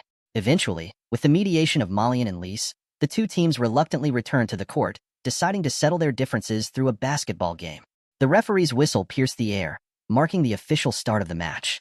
At the center court, the basketball was tossed high into the air. Both Siba and Yaxin leaped up, but Yaxin, with slightly better jumping ability, smacked the ball away with a powerful slap. One of Yaxin's teammates swiftly caught the ball, and the offensive and defensive battle commenced. 17 watched the game with complete disinterest. Although he understood the rules of basketball, he had never played the sport himself. Basketball relied heavily on teamwork, a concept utterly foreign to the Devils' training camp. There, everyone was constantly on guard, wary of a potential betrayal from their so-called teammates. Who would genuinely cooperate in such a setting? Moreover, recreational activities like basketball were forbidden in the training camp. Time spent playing could be better used for practice, increasing one's chances of survival in future missions. After watching for a short while, 17 shook his head and leaned close to Caddis, whispering, "Shall we leave?" Caddis blinked in surprise, but quickly nodded. She had once been an ardent admirer of the basketball prince, Seba, attending every game he played. But since 17 had appeared in her life, her attention had shifted entirely to him. Watching basketball no longer seemed important. "Caddis, you're leaving?" Haisha and Lu Mei, Caddis's close friends, looked at her in shock. They were well aware of her devotion to the basketball prince, and now, abandoning her favorite activity for 17 was beyond surprising. Caddis smiled lightly and said, "I'm going for a walk with 17. You two stay and enjoy the game." With that, she took 17's arm and squeezed through the crowd. Their departure didn't go unnoticed. When Wei glanced in their direction, her cheeks flushing faintly when her gaze landed on 17. She quickly turned away, her expression uneasy. "Wen Wei, isn't he your friend?" Malian whispered. Lise, who had been staring openly at 17, added, "He's so cool." "Wen Wei, is he really your friend? But it seems like he hasn't looked at you even once." Malian nodded in agreement. "Yeah, he hasn't even glanced in your direction. Wen Wei, do you think he's like those other rich boys, ignoring you on purpose to get your attention?" Wen Wei rolled her eyes. "Don't talk nonsense. Didn't you see the girl beside him? She's probably his girlfriend." Just as the conversation was unfolding, a sudden gasp erupted from the crowd. The three of them looked up to see a basketball flying rapidly through the air, heading straight for 17 and Caddis's backs. From the trajectory, it was clear that the ball was aimed directly at them. At the very moment the basketball was about to strike, 17, without even turning his head, extended his right hand and swung backward. A deafening bang followed, and the basketball was obliterated by his punch, leaving it deflated and hanging limply on his arm. For a moment, the entire court was silent. Every pair of eyes was fixed on 17, their expressions frozen in shock. Everyone knew how tough and durable a basketball was. Without a sharp object, it was nearly impossible to puncture one, let alone smash it with a single punch. And yet, the evidence was clear. 17 had done it effortlessly. Such force and precision were almost beyond human comprehension. 17 calmly removed the flattened ball from his arm and slowly turned around. His gaze turned icy, his demeanor suddenly menacing. He had sensed that the basketball posed a threat to Caddis, and anyone who threatened his employer would face his wrath.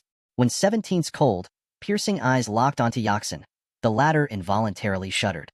He trembled under the intensity of 17's gaze. It was Yaxin who had thrown the ball. Enraged by the earlier rumors about 17 and Wen Wei being in the same washroom, Yaxin's jealousy had been simmering. Wen Wei, the goddess of his heart, had been humiliated in his mind, and he couldn't tolerate it. Upon seeing 17 attempting to leave with Caddis, Yaxin, in his fit of anger, had seized the opportunity. Pretending to pass the ball to a teammate, he had deliberately aimed it at 17. But witnessing 17's display of power left him thoroughly shaken. As 17's icy gaze bore down on him, Yaxin found himself frozen in place. Though there were several meters between them, he felt as if 17 could close the gap in the blink of an eye.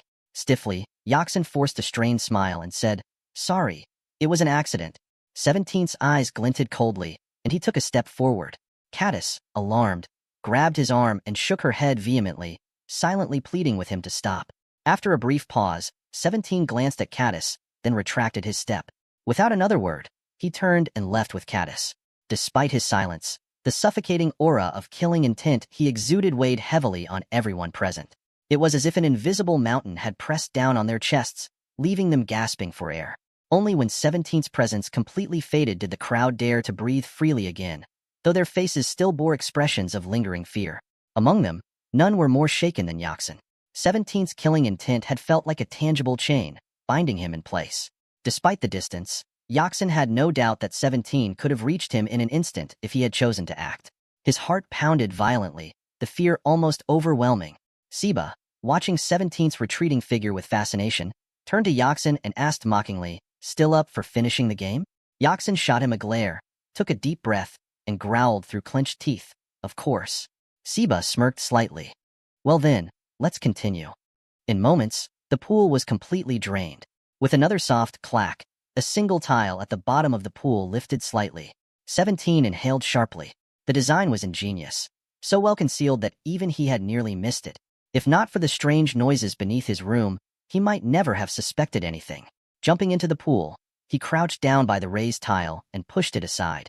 Beneath it was a thin ceramic layer, under which lay a thick slab of metal connected to some kind of mechanism. Without much effort, 17 slid the tile aside, revealing a pitch-black staircase leading downward. Curiosity consumed him. He couldn't resist the urge to explore this hidden basement. After all, the mercenaries chasing him might be connected to this secret room. Carefully, 17 stepped onto the stairs.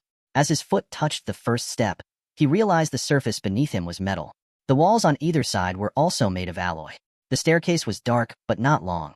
It descended about 3 meters before leveling off. The passage ahead was completely shrouded in darkness. From his belt, 17 retrieved a small flashlight and switched it on. He rarely carried one, except for nighttime patrols, but it proved invaluable now. The beam of light revealed a long corridor stretching toward the direction of his room. Both the walls and ceiling were constructed from thick metal. 17 estimated that the alloy was at least 3 to 4 meters thick. Such an extravagant structure could only belong to someone like Maddie. The sheer amount of metal here could feed countless families if sold. The robust metal walls only heightened 17's curiosity. Tightening his grip on the flashlight, he cautiously advanced toward the end of the corridor. At the far end stood a massive metal door, embedded with a keypad. Cracking the code wasn't an issue for someone with 17's training. The real challenge was to avoid changing the original password. If Maddie noticed tampering, he'd know someone had infiltrated. But why would Maddie, after building such an impenetrable fortress, rely on a simple numerical code instead of biometric security? 17 drew the dagger gifted to him by Caddis. Unscrewing the handle's cap, he revealed a set of miniature tools hidden inside. When Caddis had given him the dagger earlier, he'd noticed the concealed compartment and its contents. Now, they were coming in handy. Using a tiny hex screwdriver, 17 carefully unscrewed the keypad's outer cover. The small tools made the task tedious, but he eventually exposed the intricate wiring within. After a thorough examination, he cut a blue wire and connected it to a white wire. Instantly, the keypad displayed the numbers 936-7968. This was the correct password. Quickly reconnecting the blue wire and securing the cover, 17 entered the code. Beep. The keypad's red light turned green, and with a soft thunk, the metal door slid open. Hacking a keypad wasn't usually this simple. It required extensive knowledge of the device's model, internal structure, and electrical circuits. A single mistake could trigger an alarm. 17 was fortunate. Perhaps Maddie's overconfidence, or his desire to keep this room a secret, had led him to forego cameras or other advanced security measures. In any other scenario, such a risky method would have been suicidal. 17 pushed the door open, peering inside. What he saw left him utterly stunned. The room beyond was a spacious metal chamber, illuminated by overhead lights. Chains as thick as a man's arm hung from the ceiling and walls, anchoring a single figure in place. It was an old man, his shoulder-length silver hair and emaciated frame draped in tattered, indistinct clothing. He sat cross-legged on the floor, his eyes closed. What truly shocked 17 were the chains that pierced through the man's collarbones, anchoring him directly to the metal wall behind him. As 17 stood frozen, the old man slowly opened his eyes, glancing at him with a mixture of surprise and disdain. A cold smirk played on the man's lips. So, that bastard finally got smart, the old man sneered, speaking in the language of the Dragon Nation. He sent someone new this time. And not just anyone, one of our own. Ha! A disgrace to our country. Go back and tell him this. No matter who he sends, he'll never get what he wants from me. Not in this lifetime. 17 frowned slightly. The old man wasn't speaking the common global Eagle Nation language, but rather the language of the East. Though 17 wasn't fluent, he had studied the basics during his training. The old man stared at him intently, his sharp eyes narrowing as if he were peeling back layers of 17's soul. After a long pause, he finally spoke, his voice low and deliberate, carrying an almost ancient weight. So, you're one of his pawns, the old man said, his tone laced with both disdain and a curious intrigue. And yet, you're not like the others.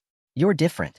17 remained silent, his dark eyes locked onto the old man's, trying to decipher the meaning behind his words. He wasn't used to being scrutinized like this, much less by someone who seemed to see through him so effortlessly. This man, this prisoner, was unlike anyone he had ever encountered. The old man leaned back against the damp, cold wall, the chains around his wrists clinking softly. You said you've been hearing sounds from below for a month, but it took you this long to find me. Either you're not as sharp as I thought, or... He smirked faintly, the corners of his lips twitching upward. You were hesitating. Tell me, boy, why didn't you come sooner? 17 hesitated, his expression betraying a rare flicker of doubt. I wasn't sure what I'd find, he replied in his clumsy dragonese, each word sounding like it was being dragged out of him. And I didn't want to alert anyone. The old man chuckled, a dry, humorless sound. Cautious, smart, but not cautious enough, it seems. You opened a door you might not be able to close. His tone grew heavier, the words settling like lead in the stale air of the room. Do you even know what you've stepped into? 17 frowned slightly, his gaze flickering toward the chains that bound the old man. Who are you? He asked, repeating the question he had posed earlier but with more urgency this time. Why are you here? The old man's expression darkened, and for a moment, it seemed as though the temperature in the room dropped. His voice, when he finally spoke, was a low growl, filled with a mix of bitterness and something else, something ancient and dangerous. I am someone your boss fears. That's all you need to know for now. Despite himself, 17 felt a chill run down his spine. He had seen and heard many things during his time in the Devil's training camp, things that would make most men tremble. But this old man unsettled him in a way he couldn't quite explain. There was something about him, something that didn't fit with the filth and decay of this hidden cell. Why does he fear you? 17 pressed, his curiosity getting the better of him. You're locked up here, chained. What could you possibly do to him? The old man's lips curled into a faint smile, one that didn't reach his eyes. You've seen a glimpse already, he said cryptically, gesturing vaguely toward the room. That little gust of wind, that was nothing. A whisper of what I could do. Believe me, boy, if I weren't bound by these chains, your boss wouldn't dare to walk this earth. 17's mind raced. That strange, hot wind. He had felt it, and it had been nothing like any natural breeze. It had been alive, almost sentient. But how could a frail old man, locked in a cell, produce something like that? His instincts told him to walk away, to seal the door and never return. But his curiosity, and something deeper, something he couldn't quite name, kept him rooted to the spot. You're lying, 17 said finally, though his words lacked conviction. If you were so powerful, you wouldn't be here. The old man laughed again, this time more genuinely, though it was tinged with bitterness. Oh, the arrogance of youth, he said, shaking his head. Do you think power is the same as freedom? Do you think strength alone can break these chains? No, boy. There are forces in this world far beyond your understanding. Forces that bind even the strongest of us. 17 clenched his fists, frustration bubbling up inside him. He didn't like riddles, and he didn't like feeling like a child being scolded. If you're so strong, prove it, he said, his tone challenging despite the unease gnawing at him. The old man's eyes gleamed, and for a moment, 17 thought he saw something ancient and primal, flicker in their depths. But then the old man simply leaned back, closing his eyes as if dismissing him entirely. You're not ready, he said softly, almost to himself. Not yet. 17 took a step forward, his frustration mounting. But the old man raised a hand, stopping him in his tracks. Go, he said firmly. Bring me more of your Dragon Country's wine if you wish, but do not ask questions you're not prepared to hear the answers to. Your time will come, boy, and when it does... He opened his eyes, locking them onto 17 with a piercing gaze. You'll wish you had never found me. The words hung in the air like a heavy mist, and for the first time in his life, 17 felt truly unsure of himself. He turned and walked toward the door, his footsteps echoing in the confined space. As the metal door slid shut behind him, sealing the old man away once more, 17 couldn't shake the feeling that he had just crossed a line, one that could never be uncrossed. For a moment, he stood there, staring at the sealed door, his mind a whirlwind of questions and doubts. Then, with a deep breath, he turned and walked away, the old man's final words echoing in his mind like a haunting refrain. You'll wish you had never found me. Are you saying you were drawn here by the sound? 17 nodded, glancing upward at the metallic ceiling above them. I live right above you. The old man let out a cold chuckle and asked, was it this kind of sound? Before 17 could respond, the old man suddenly struck an empty-handed blow through the air, directed at him. All at once, 17 felt the air around him compress, carrying a faintly stifling heat.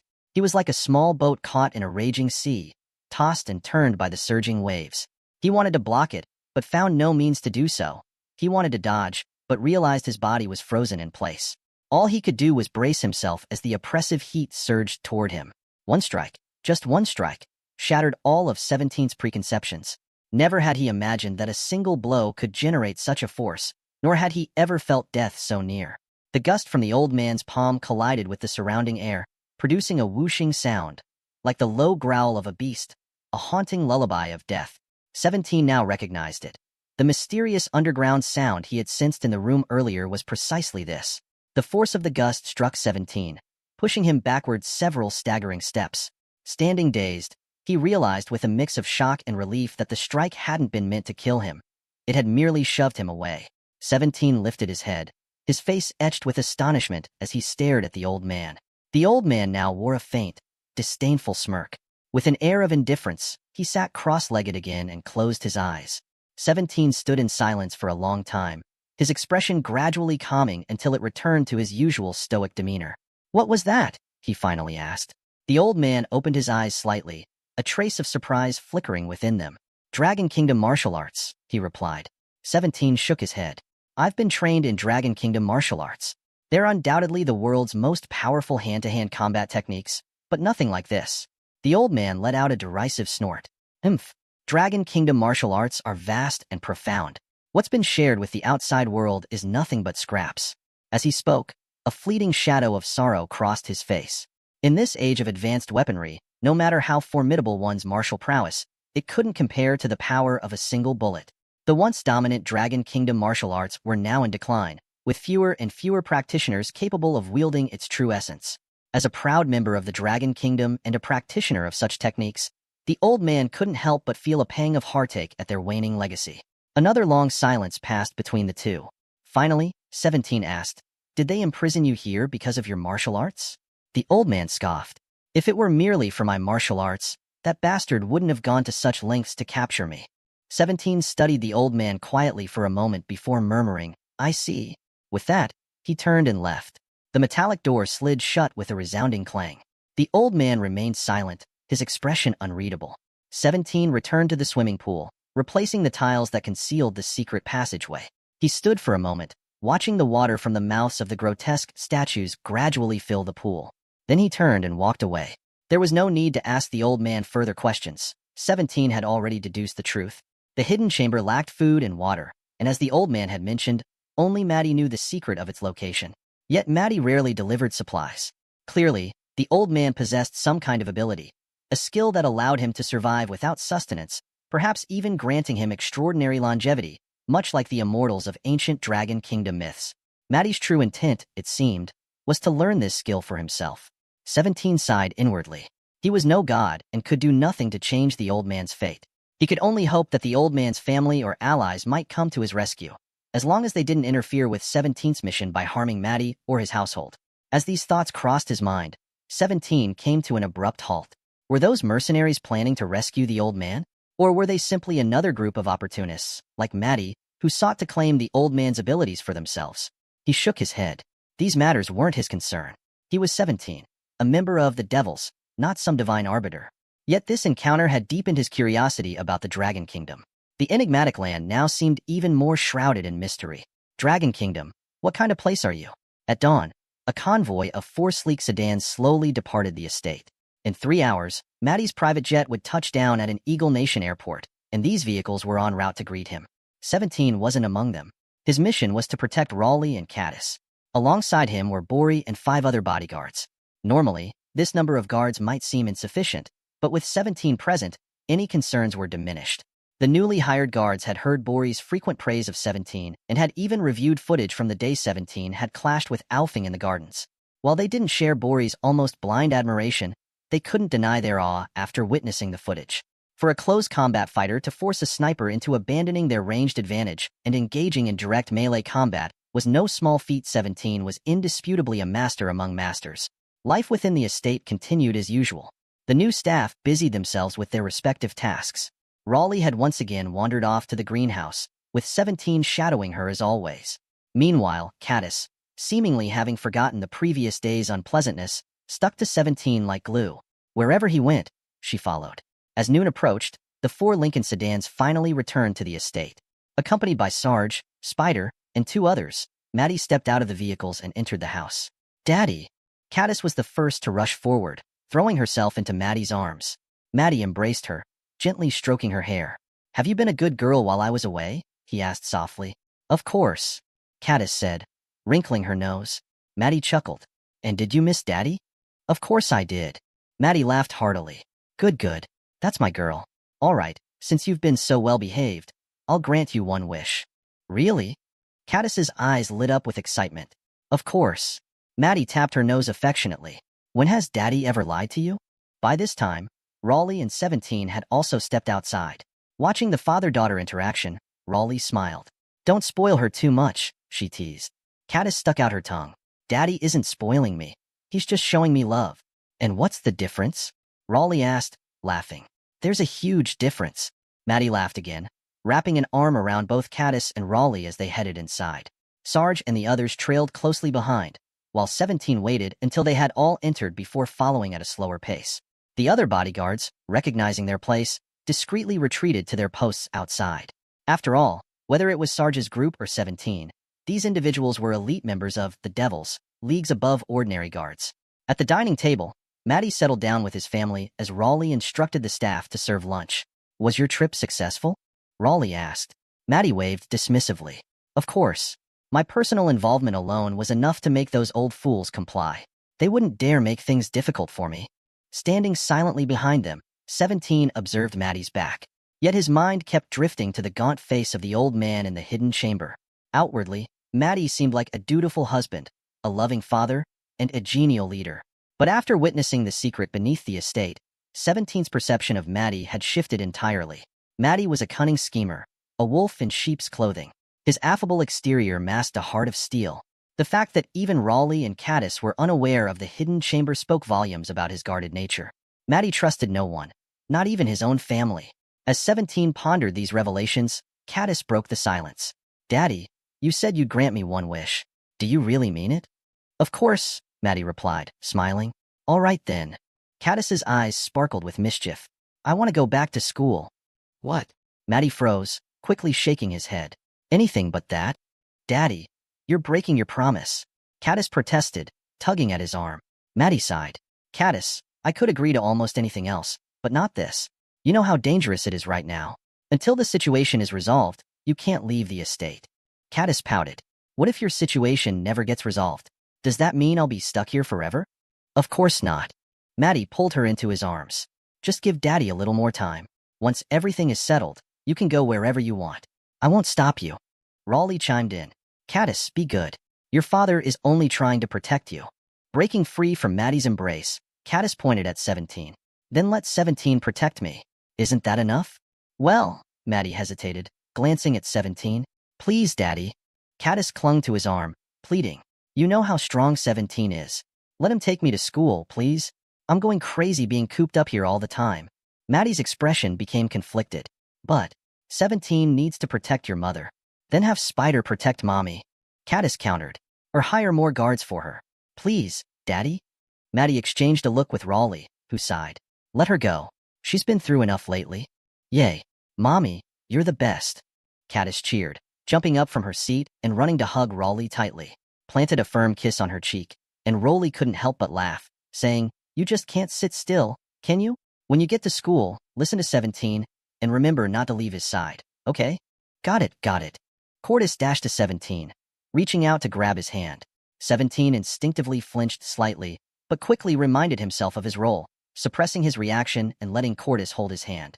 Cordis's palm felt soft and smooth as she tugged at 17, cheerfully saying, "17, let's go." Before 17 could reply, Maddie interjected, "Go where?" "To school, of course," Cordis responded matter-of-factly. "You," Maddie sighed, clearly exasperated by his beloved daughter's impatience. With a wry smile, he added, "How exactly do you expect 17 to go with you? I mean, what's his role at the school supposed to be? Do your classmates bring bodyguards to school?" Cordis paused, realizing she might have been too hasty. She pouted, her dissatisfaction evident. Maddie chuckled. "All right, sit down and have breakfast first. This afternoon, I'll have someone help 17 apply for admission. He can join your class. How about that?" "Yay. Cordis loves Daddy the most." Cordis exclaimed joyfully and gave Maddie a big kiss on the cheek. Feigning a pained expression, Maddie said, "I really shouldn't have agreed to your every whim so easily." Watching the cheerful family scene, 17 felt an inexplicable pang in his heart. Everyone has a family, but where was his? School, a word both unfamiliar and oddly familiar to 17. Later, 17 sat on his bed in a daze, holding an admission letter in his hand. Maddie's extensive network had easily secured 17's enrollment with just a phone call. In a matter of hours, the admission letter had been delivered to him. Eagle Country's elite academy, class 1 of 5, the same class as Cordis. Of course, the name on the admission letter wasn't 17. Instead, it bore a Dragon Country alias, Liu Yang. As Maddie explained, 17's appearance was unmistakably that of someone from the Dragon Country, so they had forged an identity from that region. Dragon Country. Tracing his fingers along his face, 17 wondered if he truly was from that mysterious and ancient land. Could he really belong to such a place? 17. A voice from outside his door, Shah's, brought him back to the present. 17 jumped off the bed and opened the door, asking, "Is it time?" Shah nodded. "It's all yours now." "All right." Shah took the thermal surveillance laptop from 17's hands and retreated to his room for a rest. Meanwhile, 17 headed to the hall to take over Shah's shift. By now, Shah and the others had fully acknowledged 17's capabilities. They had all seen the footage from that intense battle captured on the surveillance cameras. 17's performance left them no choice but to accept him as one of their own. In the entire estate, no one dared to underestimate 17 anymore. It wasn't just his reflexes, judgment, and combat skills that earned their respect. His precise calculations and resolute decision-making only further solidified his place. 17 silently walked into the hall and took a seat on the sofa. Before long, he heard footsteps on the stairs. Left Hand descended from upstairs, and after exchanging a brief nod with 17, he went straight to his room. Leaning back on the sofa, 17's gaze drifted toward the corridor behind the bar. His thoughts wandered to the old man in the secret room. A bitter smile curled on 17's lips. When had he become so sentimental, even worrying about the lives of others? With a soft sigh, he half closed his eyes and leaned back on the sofa. The next morning, just as dawn broke, faint noises from the basement stirred 17 awake. His keen senses rarely failed him. He could detect even the faint scuttle of a cockroach. Staying in a light sleep state allowed him to conserve energy while remaining alert. Soon, the basement door creaked open and several servants emerged, beginning their daily chores. Over an hour later, Maddie and Rolly were up. What was surprising, however, was that Cordis had also woken up unusually early, her face brimming with excitement. After a quick breakfast, Cordis grabbed 17 and pulled him outside. It wasn't that she was an eager student. Rather, being cooped up at home for so long had made her restless. Her naturally lively nature couldn't be contained. If it weren't for her adventurous spirit, she wouldn't have insisted on going to the airport to pick up Maddie on 17's first day at the estate. Now, with a chance for some freedom, how could she not be thrilled? Maddie, still concerned, wanted to assign additional bodyguards to wait at the gates of the elite academy. However, Rolly dissuaded him, reasoning that with 17 around, there was no need for extra security. Even Rolly had been impressed by 17's performance that day. 17 drove, following Cordis's directions to the academy. Along the way, Cordis bubbled with excitement, chattering nonstop about the school. Meanwhile, 17's responses were limited to a detached, "Oh," leaving Cordis visibly frustrated. After a half-hour drive, the two finally arrived at the elite academy. Eagle Country's elite academy was a prestigious private high school catering to the children of the wealthy. Given the affluent background of its students, the school's security was exceptionally tight. From 17's professional perspective, the measures were commendable, though he could think of several ways to infiltrate unnoticed. Many students arrived in private vehicles, so the guards at the gate gave only a cursory check of Cordis's identity and 17's admission letter before letting them through. After parking the car, Cordis didn't head straight to her class. Instead, she accompanied 17 to the administration office to complete his registration. Of course, even if Cordis had wanted to return to class alone, 17 wouldn't have allowed it. The principal, a white-haired man in his 50s, barely glanced at 17's admission letter before instructing him to head to his class. The homeroom teacher would handle the rest. Class 1 to 5 was on the first floor of the academic building. Before 17 even stepped into the classroom, he could hear the lively chatter from within. As Cordis and 17 entered, the room fell silent in an instant. All 42 students, 84 eyes, turned to the pair. Cordis casually took an empty seat, while 17 expressionlessly sat down next to her in another vacant spot, ignoring the books already stacked on the desk. "Hey, that's my seat." A short, wiry boy rushed over and pointed at 17, his voice dripping with indignation. Without even glancing up, 17 replied indifferently, "Not anymore." Cordis didn't pull out her textbooks right away. Instead, she tilted her head, watching 17 with great interest. Many other students also eyed 17 curiously. A new student acting so brazenly was certainly unusual. After 17's nonchalant response, the classroom erupted into laughter. The boy's face flushed red with anger as he glared at 17, growling, "Do you even know who you're messing with? Are you trying to get yourself killed?" 17 finally looked up, his gaze calm but cold. "Who are you?" Puffing up his chest, the boy replied smugly, "I'm Baru Babalu. My father is the current mayor of Wheel City." 17's expression remained unbothered, though his lips twitched slightly. The boy mistook this for fear, thinking the mention of his father had intimidated 17. In truth, 17 simply found the name Baru Babalu absurdly amusing. After a moment of silence, 17 said flatly, "Oh," and leaned back in his chair, closing his eyes, making it clear he had no intention of giving up the seat. The classroom burst into another round of laughter. Baru Babalu, who had long relied on his mayor father's status to bully others, was finally being put in his place. Many students, who had harbored resentment toward his arrogance, were secretly delighted. Fuming, Baru Babalu clenched his fists and shouted, "I'm a karate expert. If you don't move, don't blame me for what happens next." Once again, 17's only response was a dispassionate, "Oh." The laughter around them only served to further enrage Baru Babalu. With a roar, he swung his fist at 17. In an instant, 17's eyes snapped open, a dangerous glint flashing within. Before anyone could process what had happened, a loud crash echoed through the room. Baru Babalu was sent flying, landing in a heap with a desk, letting out a blood-curdling scream. The entire class collectively gasped. Aside from a few students seated closest to 17, no one had seen him move. To them, it seemed as though Baru Babalu had been launched into the air by sheer force of will. Cordis smirked, clearly enjoying the spectacle, while the rest of the class stared at 17 in awe and disbelief. Only a few people, including Cordis and those nearby, noticed that 17 slightly shifted his upper body to the side before delivering a lightning-fast kick under the table directly to Baruba's stomach. The speed was simply astonishing. It was this very kick that made the entire class realize one thing. 17 was not an ordinary person. The school bell rang, signaling the start of class, and the homeroom teacher walked into the room. However, almost no one paid attention. Every student's gaze was fixed on 17, as if he were some sort of monster. The kick from a moment ago had left them utterly stunned. "What is going on here?" the homeroom teacher exclaimed as she stepped into the chaos-filled classroom. She placed her teaching materials on the desk and quickly strode over. "Baru, what happened?" Baruba was writhing in pain, unable to muster the strength to respond. The teacher furrowed her brows and raised her voice. "Can someone tell me what on earth happened here?" The classroom fell into a heavy silence. No one dared to speak up, terrified of retribution from 17. The homeroom teacher grew increasingly irritated. These pampered young heirs and heiresses could be difficult to deal with, but at least they usually showed respect for their teachers. Yet today, she had walked into this mess, and no one was willing to explain. She felt humiliated. Just then, a lazy voice broke the silence. "I did it." The teacher turned toward the source of the voice and saw a new face among her students, a young man leaning back in his chair with a nonchalant demeanor. "An Oriental?" The teacher thought for a moment and asked, "Are you the new transfer student, Liu Yang?" 17 gave a slight nod. "Why did you hit him?" the teacher demanded. "He tried to hit me," 17 replied calmly. "And why did he want to hit you?" she pressed. "He wanted my seat." The entire class collectively broke into a cold sweat. Everyone knew full well that it was 17 who had taken Baruba's seat. The teacher's frown deepened. "This is Baruba's seat.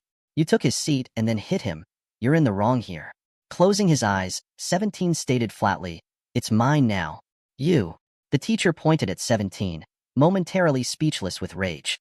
In her years of teaching, she had never encountered a student so brazen. For a moment, she didn't even know how to respond. As 17 turned and headed out, Rolly whispered after him, "17, be careful." He didn't look back or respond. Instead, he strode out and tapped the shoulder of the security guard stationed at the door, motioning for him to follow. The guard turned to close the door, but 17 stopped him. "Why?" the guard asked, baffled.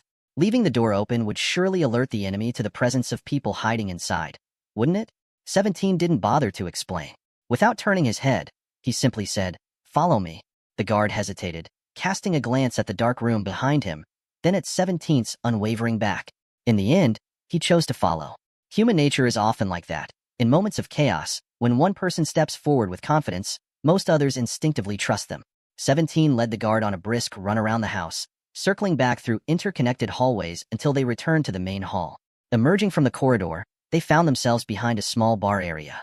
Just as they stepped out, 17 launched himself forward, drawing the dagger from his waist in one fluid motion and hurling it with precision. A muffled gasp followed as the blade buried itself in the throat of a mercenary standing guard in the hall, silencing him before he could cry out. 17's movements were seamless and without hesitation. Rolling across the ground, he sprang to his feet and snatched the dagger from the falling mercenary's neck, as well as the AK-74 rifle from his grasp. The guard, who had just entered the bar area, stood frozen in shock. It wasn't just 17's flawless execution that left him dumbfounded. It was the uncanny precision, as if 17 had known exactly how many people were in the hall, their positions, and even their heights. In truth, this was a skill honed in the Devil's training camp, where trainees were taught to identify enemies through the sound of their breathing. It was a vital skill for assassins and stealth operations. 17, however, had taken it to an entirely new level. Through years of obsessive practice, he had mastered a technique known as breath segmentation, allowing him to pinpoint the breathing patterns of individuals in complete darkness. He had kept this talent hidden, even from his instructors. At this moment, the guard's perception of 17 shifted entirely. If 17 were to sprout wings from his back, the guard wouldn't hesitate to believe them divine instruments, marking him as an angel sent by God. Unaware of the guard's thoughts, 17 gripped the AK-74 and dashed into the adjacent hallway. With such a weapon in hand, he felt emboldened, no longer fearing even the threat of a sniper. The AK-74, with its substantial recoil, was a powerful weapon capable of effective long-range engagement, boasting a killing range of 400 meters and a 30-round magazine, ideal for charging through enemy lines. A few meters ahead lay a corner. Beyond it, both the entrance to the basement and the game room where Rolly and Caddis were hiding awaited. 17 could already discern 3 faint breathing patterns from around the corner. 2 were slightly labored, likely due to injuries, while the third was steady.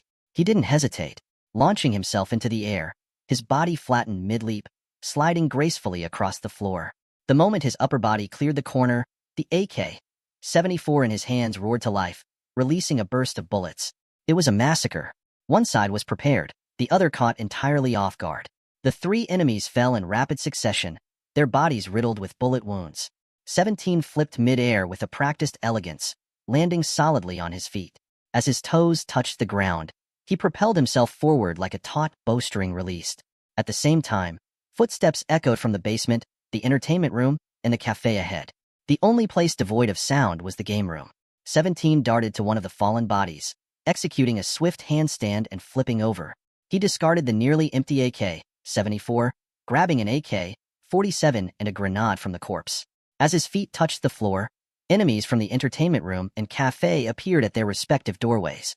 17 aimed the AK-47 at one of the doors and unleashed a relentless barrage of bullets. Simultaneously, he bit the pin off the grenade in his left hand and lobbed it into the basement. Pressing his back against the wall, he pushed off with his legs, dragging himself along while continuing to fire. When he reached the corner, he swiftly spun around, taking cover just as a deafening explosion erupted from the basement. 17's sequence of actions, from leaping into the air and firing, to disarming enemies, tossing grenades, and retreating, had taken mere seconds. The guard, still catching up, finally arrived, only to witness the aftermath. 17's speed was inhuman. Bullets from the entertainment room and cafe now flew wildly, chipping away at the walls and sending shards of debris everywhere. Leaning against the wall, 17 checked his magazine. 13 bullets remained. He reloaded, took a deep breath, and gestured silently to the guard. The guard hesitated, not understanding the signal. 17 whispered sharply, "Run that way. Now." "Oh," the guard stammered, reflexively obeying without question. He turned and bolted back the way they had come. The gunfire paused briefly as the enemies noticed the sound of the guard's retreating footsteps. They charged toward the source, rounding the corner, only to be greeted by the muzzle of 17's rifle. Da-da-da-da. The AK-47 spat out a deadly stream of bullets. The first man was shot clean through, the rounds continuing into the second. The third, trailing slightly behind, managed to avoid the initial spray. 17 crouched low, spinning on the ground to reposition himself and face the remaining man directly. Da-da. 2 final bullets found their mark, leaving twin holes in the man's forehead. He collapsed with an expression of disbelief. From the basement, faint footsteps emerged once more. 17 dashed forward, snagging a T-2 submachine gun and an M57 grenade from one of the corpses. Pulling the pin, he hurled the grenade into the basement entrance. Shouts of alarm erupted below, followed by a thunderous explosion. Smoke billowed upward as 17 charged into the basement, the T-2 at the ready. The thick smoke obscured visibility, but his ability to track breathing allowed him to sweep the area with deadly precision. He fired indiscriminately at any signs of life, uncaring whether his targets were mercenaries or innocent staff. Death, to 17, was routine. He felt no need to differentiate between strangers. After a quick sweep confirmed no survivors, 17 emerged from the basement. When he returned to the game room, the guard had circled back and was now standing protectively near Rolly and Caddis. The moment 17 appeared, the guard instinctively raised his weapon. "Stop. It's me," 17 barked, sidestepping the shot. "Oh, sorry, I didn't know," the guard stammered, lowering his gun. 17 stepped into the room, his body drenched in sweat from the physical and mental strain. Every movement he had executed earlier had been meticulously calculated, relying on his extraordinary reflexes. A single misstep, a fraction of a second's delay, would have left him among the dead. 17? Rolly's voice trembled as she called out. "Are you okay?" She cradled Caddis, who was visibly shaking, her hands covering her mouth to stifle her sobs. Wiping the sweat from his brow with his sleeve, 17 replied flatly, "I'm fine." "And what about them?" "They're all dead," he answered, his tone devoid of emotion, as if the deaths of countless people were as inconsequential as the passing of a breeze. "All dead." The guard sucked in a sharp breath. He knew those men were professional mercenaries, and there had been so many of them. Yet 17 had taken them all down single-handedly. Was he even human? Rolly didn't dwell on the same thoughts. Hearing that the danger had passed, she let out a sigh of relief and murmured, "I was so scared earlier." They were pacing right outside the door. Caddis almost cried out loud. "Thank goodness they didn't come in." She paused, then added curiously, 17. "How did you know they wouldn't come in?" 17 shrugged nonchalantly. "I didn't. I guessed." All three of them, Rolly, Caddis, and even the guard, stared at 17 in stunned silence, as if he were a creature from another world. Even Caddis momentarily forgot her tears, gazing at him with wide eyes. "All right," 17 said, discarding the nearly empty T2. "There were 14 of them in total. 13 came in, and they've all been dealt with. That leaves one sniper." A sniper? An invisible threat lurking in the shadows. The messenger of death. With a range so great and lethality so devastating, it could claim lives from 1,000 meters away. The most terrifying part was that you'd never know where this sniper was hiding, nor would you ever anticipate when they might pull the trigger behind your back. 17 retrieved the AK-74 and found 3 full magazines on the mercenary's corpse in the hall. The AK-74 had a maximum effective range of 1,350 meters, and by his estimation, the sniper was likely within 700 meters. Loading a fresh magazine, 17 dragged the mercenary's body to the cover of the villa's main gate wall, positioning the corpse so that the head slightly protruded.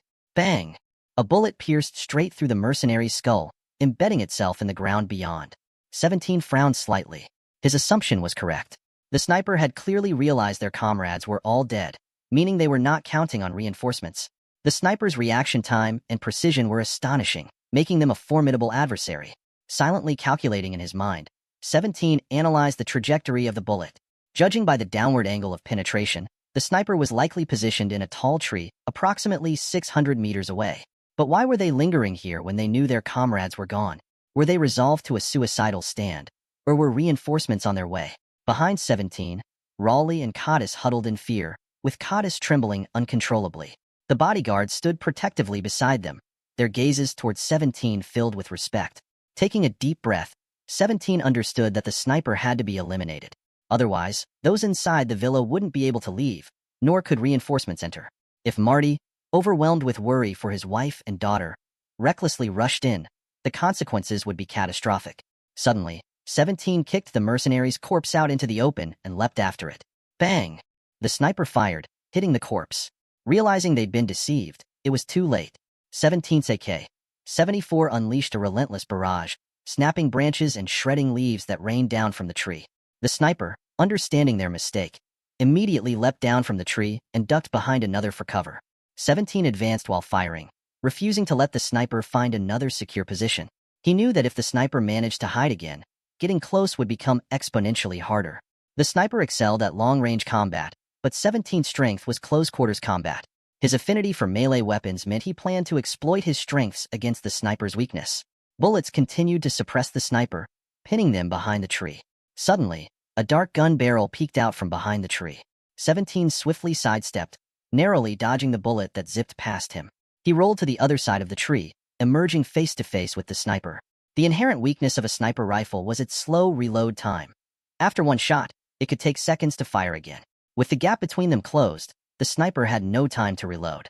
Momentarily stunned, the sniper swung the rifle like a club towards 17.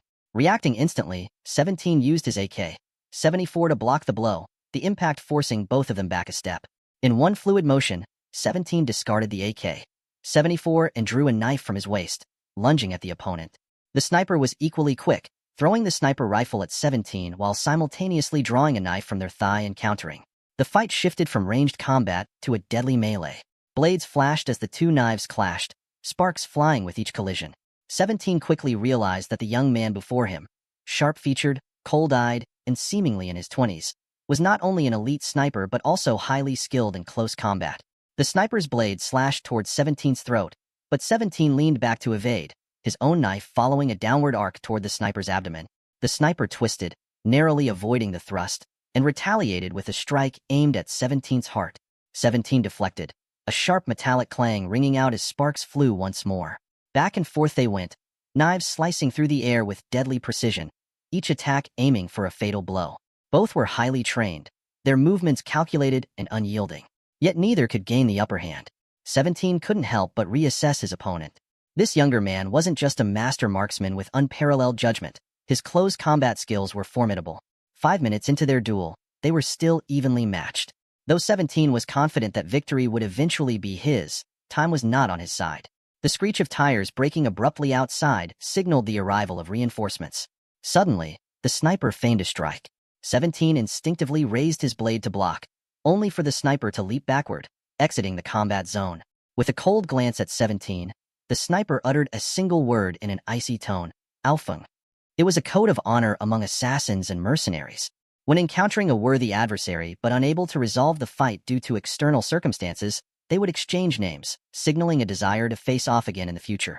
17's lip twitched slightly, forming a faint, enigmatic smile as he watched the sniper, Alfung, retreat. He knew that if he delayed Alfung just a little longer, the reinforcements outside would swarm in, ensuring the sniper's death. Yet, for reasons he couldn't explain, he chose not to pursue. Calmly, he replied, 17.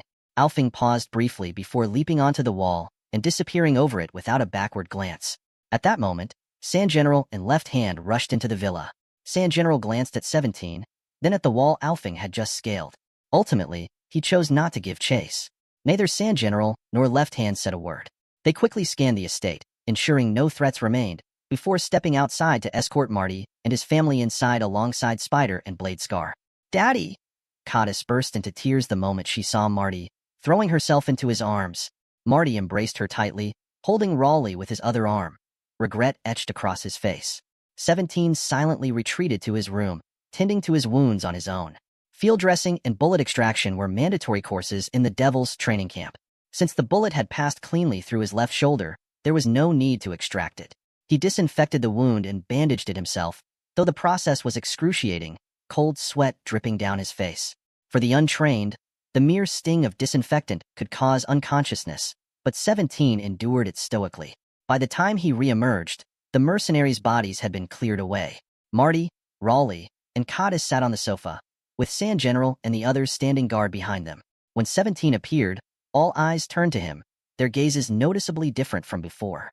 Marty and Raleigh looked at him with gratitude. Codice's expression was more complex, and San General's team was full of curiosity. 17 remained as nonchalant as ever, though his pallor betrayed his exhaustion. He approached Marty and gave a slight nod. "Boss." Marty stood and patted 17's shoulder appreciatively. 17, "I've heard everything that happened. Thank you." "This is my duty," 17 responded flatly. Marty smiled faintly. "I never thought I'd misjudge someone in my life. It seems your organization truly values me. From now on, 17, I'll entrust the safety of my wife and Codice to you." "Yes," 17 replied with a slight nod before stepping aside to stand with San General's group. His expression remained indifferent, as though the earlier events had nothing to do with him. Yet his mind lingered on one figure, Alfung, the only opponent he had ever truly regarded as an equal. Marty sighed lightly, his gaze drifting toward the villa's entrance. No one noticed the fleeting glint of cold calculation in his eyes.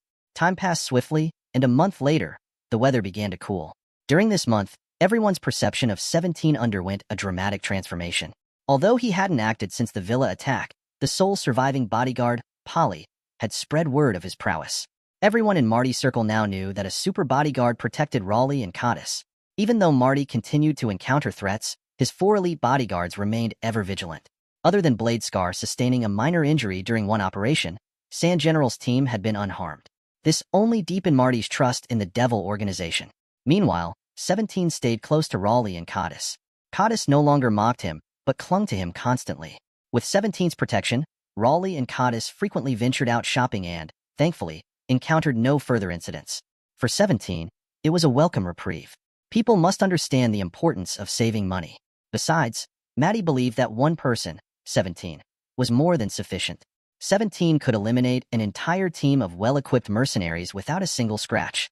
Coupled with Bori's constant exaggerations and praise, Maddie was now almost convinced that 17 was a divine protector sent to safeguard his family. Brother 17, Cadiz came down slowly from the upstairs, holding a beautifully wrapped box. Seated on the sofa with his eyes half closed, 17 opened them slightly, glanced at Cadiz, and nodded as he stood up. "Miss," he said softly.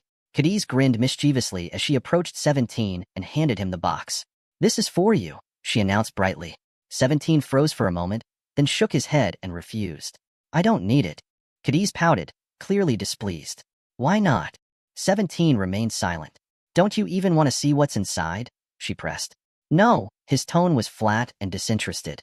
Without another word, 17 turned and walked away. Feeling frustrated, Cadiz angrily placed the box onto the coffee table with a loud thud and began unwrapping it herself. As she worked on the packaging, she muttered, "Fine, don't take it then. My father even went out of his way to have it custom-made by the military blade factory in the Kingdom of Ruiz." The mention of military blade caused 17 to pause. Slowly, he turned back around. Smirking with satisfaction, Cadiz finished opening the box. Inside was an exquisitely crafted dagger. She pulled the dagger from its sheath, and a cold gleam instantly flashed across the room. It was a superb weapon, its quality apparent even from a distance. 17 could feel its sharpness just standing nearby. The Kingdom of Ruiz was renowned for its military blades, and this dagger, commissioned by Maddie at great expense, was a masterpiece among masterpieces. The design was simple and unadorned, with the exception of a red cross engraved on the wooden sheath and the wooden handle. Yet 17 could sense its extraordinary nature. As a fanatical close combat enthusiast, 17 had a particular fondness for daggers. During his training at the infamous Devil's Camp, he excelled in close-quarters assassination simulations. While most trainees preferred to hide in the shadows and use sniper rifles to eliminate their targets, 17 was the anomaly. He would approach his target casually, as if he were an ordinary passerby, and then deliver a sudden, fatal strike. Often, it wasn't until long after he departed that anyone realized the target was dead. Despite repeated warnings from his instructors about the dangers of close-range assassinations, 17 remained steadfast in his approach, finding thrill in his method. His unorthodox tactics always led him to ace his assessments, leaving the instructors resigned to his peculiar ways. Of course, there were times when 17 faced setbacks, especially when a target was heavily guarded. In one particular evaluation, unable to find an opening, 17 charged directly into a group of bodyguards. Within less than 30 seconds, he had dispatched the target and all their protectors. His instructors and evaluators couldn't help but marvel at his audacity and skill, labeling him a dangerous outlier. Because of his preference for close combat, 17 particularly valued daggers that could be easily concealed and wouldn't hinder his movements. When he saw the dagger in Cadiz's hands, a gleam of interest flickered in his usually calm eyes. "Is this for me?" he asked. Cadiz, still holding the dagger, slid it back into its sheath and smiled smugly. "Of course it is, but you said you didn't want it." 17 took the dagger from her hand, slid it into his belt, and said simply, "I'll take it." Without another word, he turned and left to resume his patrol. Cadiz stood there, wide-eyed. Her expression exaggerated as she watched 17 walk out the door. She had met many shameless people before, but none as brazen as 17. Not only did he accept the gift without a word of thanks, but he also acted as though the dagger rightfully belonged to him from the start. It wasn't until his figure disappeared through the doorway that Cadiz snapped out of her daze. After a moment of thought, she couldn't help but let out a chuckle. "What an interesting guy," she murmured to herself. In truth, the dagger had been specially commissioned by Maddie at Cadiz's insistence. On the day of the estate attack, when Maddie and his group returned and listened to the sole surviving bodyguard Bori recount the events, Sandor had asked 17 to show his dagger. The blade was riddled with nicks and chips, and Maddie's 4 companions, being skilled fighters, especially in blade combat, immediately recognized the significance of those marks. They understood that the confrontation had been a fierce close combat battle between experts, which caused their opinion of 17 to shift dramatically. Cadiz, however, couldn't grasp the meaning behind those marks. She only saw that 17's dagger was no longer usable. Afterward, she persistently pestered Maddie until he agreed to have a new dagger custom-made for 17. Maddie, deeply grateful for 17's role in saving his wife and daughter, spared no expense in commissioning the blade from the renowned Ruiz military knife factory. At this moment, 17 didn't head out to patrol as he had claimed. Instead, he leaned against a tree not far from the villa, carefully inspecting the dagger in his hand. His eyes betrayed a rare hint of fondness. Given his elevated status, essentially the leader of the bodyguards, no one dared to question his actions. 17 enjoyed considerable freedom. Even when he often sat outside the villa in a daze, no one dared to disturb him. Of course, this was partly due to Bori's exaggerated accounts of his prowess. Meanwhile, upstairs, Rolly stood at the staircase, watching Cadiz laugh to herself like a fool by the sofa. Her eyes softened with affection, but when her gaze shifted to the villa's entrance, her expression turned somber. With a quiet sigh, she turned and ascended the stairs. Boss. Bori, observing the surveillance monitors in the control room, noticed 17 leaning against a tree. He hurriedly ran over. As 17's most devoted admirer, Bori had been utterly captivated by his performance that fateful day. 17 sheathed the dagger and glanced at the approaching Bori, giving him a slight nod. Boss, why are you out here? Bori asked. Just wandering, 17 replied, his tone as indifferent as always. Oh, by the way, boss, we got a call from Coal Country this morning. The boss and the others will be back in a couple of days. Understood. 17 responded with a faint acknowledgement before turning to leave. He had little tolerance for people getting too close to him and had to resist the urge to slash Bori's throat. Boss. Oblivious to the danger he was in, Bori continued eagerly. Could you teach me some of your skills?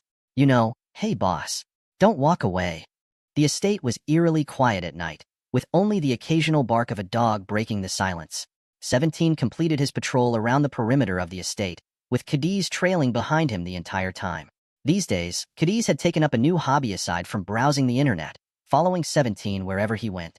This constant shadowing left him deeply annoyed, but he couldn't voice his discontent. Instead, he acted as if she weren't there, focusing solely on his duties. Despite 17's cold indifference, Cadiz remained undeterred. She followed him tirelessly, her curiosity piqued by everything he did. After a lap around the estate, 17 returned to the villa. Taking a glance at the clock in the hall, he noted that it was already midnight. Are you going anywhere else? Cadiz asked, her blue eyes sparkling with anticipation. 17 hesitated briefly before sitting down on the sofa. No, it's late. You should go to bed, he said flatly. Cadiz plopped down beside him, pouting. Why should I? I don't have school tomorrow. What's the point of going to bed so early? She paused, then asked, do you smoke? No. Do you drink? No. Then let's play a game? 17 shot her a glance. Miss, my job is to protect you and madam, not to play games with you. Cadiz pouted again. You're no fun. Leaning back lazily, 17 remained silent. Despite his relaxed posture, after witnessing his combat skills firsthand, Cadiz no longer dared to harbor any dissatisfaction toward him. After a few minutes of silence, Cadiz grew restless. Fine. I'll go take a shower and sleep. You should rest early too. Good night. She leaned in toward his cheek, intending to give him a good night kiss. Instinctively, 17 grabbed her arm and twisted it behind her back. Ow. 17, that hurts. What are you doing? Cadiz cried out in pain. Releasing her, 17 watched as she rubbed her arm furiously. Don't do dangerous things like that again, he said coldly. Dangerous? Cadiz retorted indignantly. It's just a good night kiss. It's a noble gesture. You're such a blockhead. 17 remained silent, his expression indifferent as he leaned back on the sofa. Frustrated, Cadiz stormed upstairs. Fine. I won't talk to you, you blockhead. I'm going to sleep. Once Cadiz's bedroom door closed, 17 stood up and went to his room to retrieve his thermal imaging surveillance laptop. Ever since Maddie had left for Coal Country with Sandor and the others, 17 had spent every night in the hall, monitoring the estate. His only companion during these lonely nights was the laptop. Just as he picked up the laptop and was about to return to the hall, he suddenly stopped in his tracks. A trace of alertness flickered across his face. That sound again. The faint noise coming from below his feet. Over the past month, it had occurred repeatedly. 17 had heard this sound more than once before. He had secretly inspected the entire villa, confirming that there was no basement beneath his room. But where exactly was the sound coming from? His curiosity about the villa only deepened. He walked to the living room, placed his laptop on the coffee table, and then headed toward the back of the house. He had explored this area before. The left corridor, the rooms along it, and the space beneath the swimming pool were all supposedly empty. Yet 17 was certain there was another basement hidden beneath this area. He just hadn't found the entrance yet. The swimming pool stretched 15 meters long, 5 meters wide, and 3 meters deep at its deepest point. For an ordinary household, such a pool was already considered large. Though, of course, an ordinary household rarely had the space to construct one at all.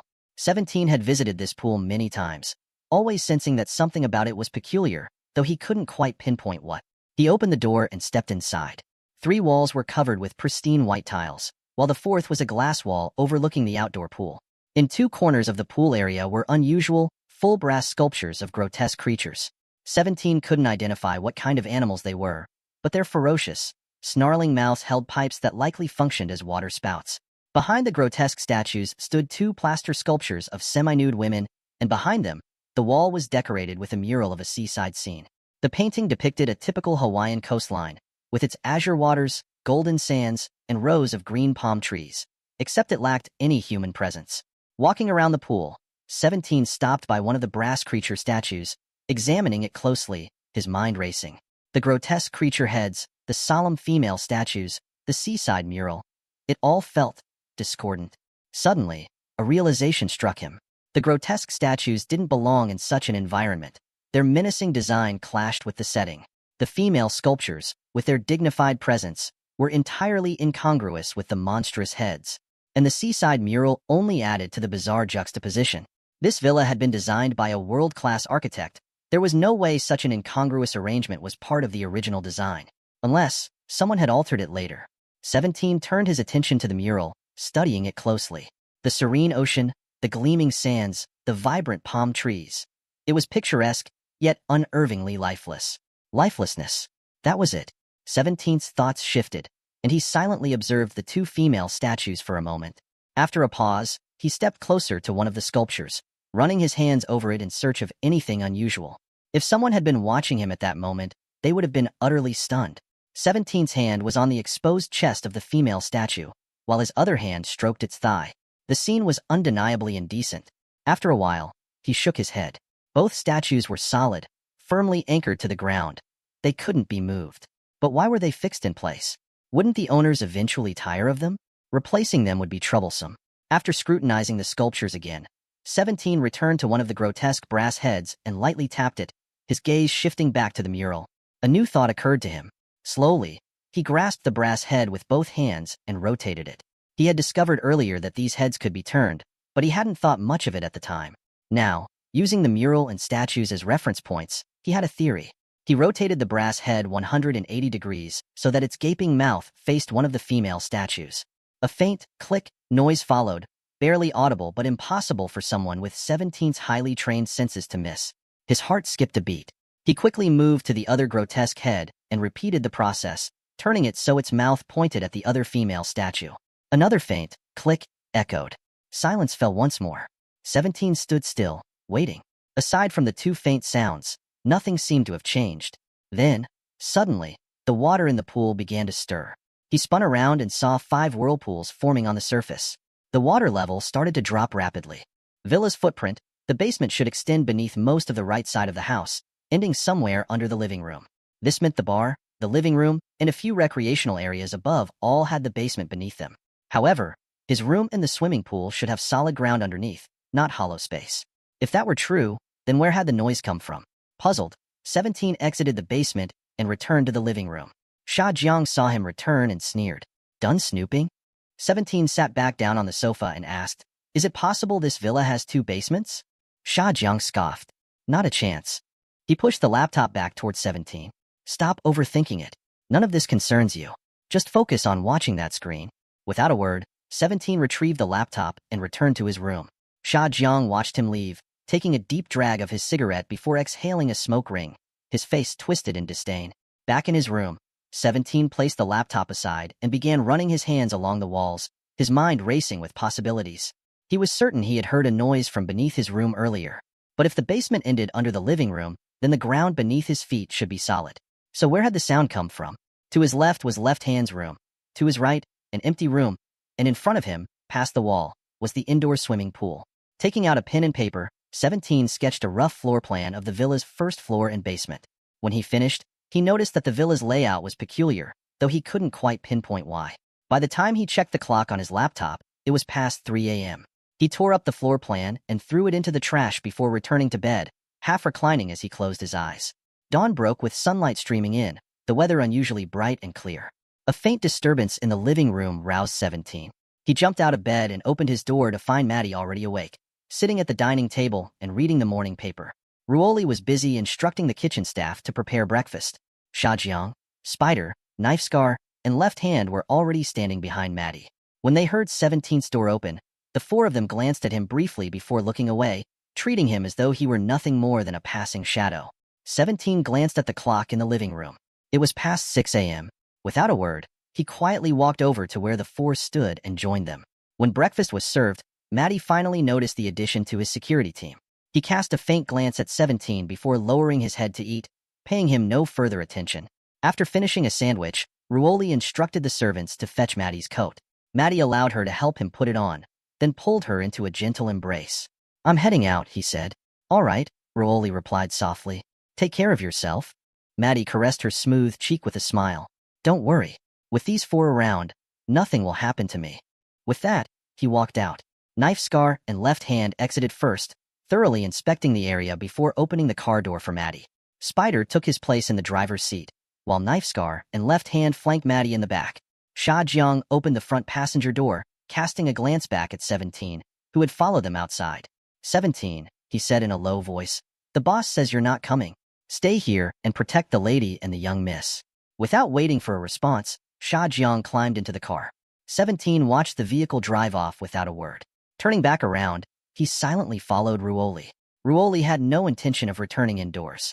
She strolled leisurely around the garden, occasionally stopping to inspect the dog kennel and instruct the staff to feed the dogs. 17 trailed behind her, enjoying the rare moment of peace. His mind began to wander, replaying the events of the past 2 days. Graduates from the Devil's Boot Camp were typically assigned tasks based on their skills. Some became bodyguards, others assassins, spies, or mercenaries. A majority of them ended up on battlefields. To be honest, 17 despised being a bodyguard. He hated the restrictions on his freedom. He believed himself more suited to the life of an assassin, a role his abilities perfectly aligned with. At the very least, he could have been a mercenary, charging into the chaos of war zones without questioning the purpose, focused solely on results. He couldn't fathom why the organization had assigned him to this bodyguard job, especially given that he was still 2 years away from completing his training. 17. Just as 17 was lost in his thoughts, Ruali's voice reached him. "Madam, do you need something?" he asked, his tone calm. Ruali was silent for a moment before saying, "I want to apologize for what Kat has said yesterday. She's been spoiled by her father and tends to speak without thinking. But she's actually a kind-hearted girl. Please don't take it to heart." 17 nodded slightly and replied, "Don't worry, madam. I haven't taken it to heart." Ruali smiled gently. "That's good. She's just a child. If she ever says or does something disrespectful in the future, I hope you won't hold it against her." From the moment 17 first met Ruali yesterday, he had found her to be admirable. She was gentle, virtuous, and graceful, qualities that made her the ideal wife in the eyes of many men. However, 17 harbored no inappropriate thoughts about her. He simply envied Caddis for having such a wonderful mother. "Madam, you can rest assured. I know how to handle things," 17 said calmly. Ruali nodded, then turned and left the kennel. 17 followed closely behind her. 17, Ruali called out again as they walked. "What's your real name?" "I don't have a name, only a code number," he replied. "How old are you this year?" 17 hesitated for a moment, a flicker of confusion crossing his face. "I'm not entirely sure. Probably 17. "Probably." Ruali turned her head to look at him with a slightly puzzled expression. "Yes," 17 said evenly. "I was trained in the organization from a young age. I don't know my name, my birthday, or who my parents are." His voice was calm, as though recounting someone else's story. A trace of pity flashed in Ruali's eyes. She said softly, "What a pitiful child. By the way, I've heard my husband mention your organization often. Could you tell me more about it?" 17 shook his head. "I don't know much, and the organization's rules forbid us from discussing it with outsiders." Ruali let out a quiet, "Oh," as if she'd expected this answer, and didn't press further. The two of them walked in silence back to the villa. After receiving permission from Ruali, 17 went to wash his face and brush his teeth before eating a simple breakfast. Once he was finished, he accompanied Ruali to the greenhouse. 17 noticed that whenever Ruali tended to the flowers and plants, her face held a faint sadness, as if she carried many unspoken worries. After watering the plants, Ruali returned to the villa with 17 trailing behind her. Neither spoke along the way. When they got back to the villa, Caddis had already woken up and was eating breakfast. 17 glanced at the clock in the hall and saw that it was already past 9 in the morning. "Mom!" Caddis called out to Ruali, waving her over.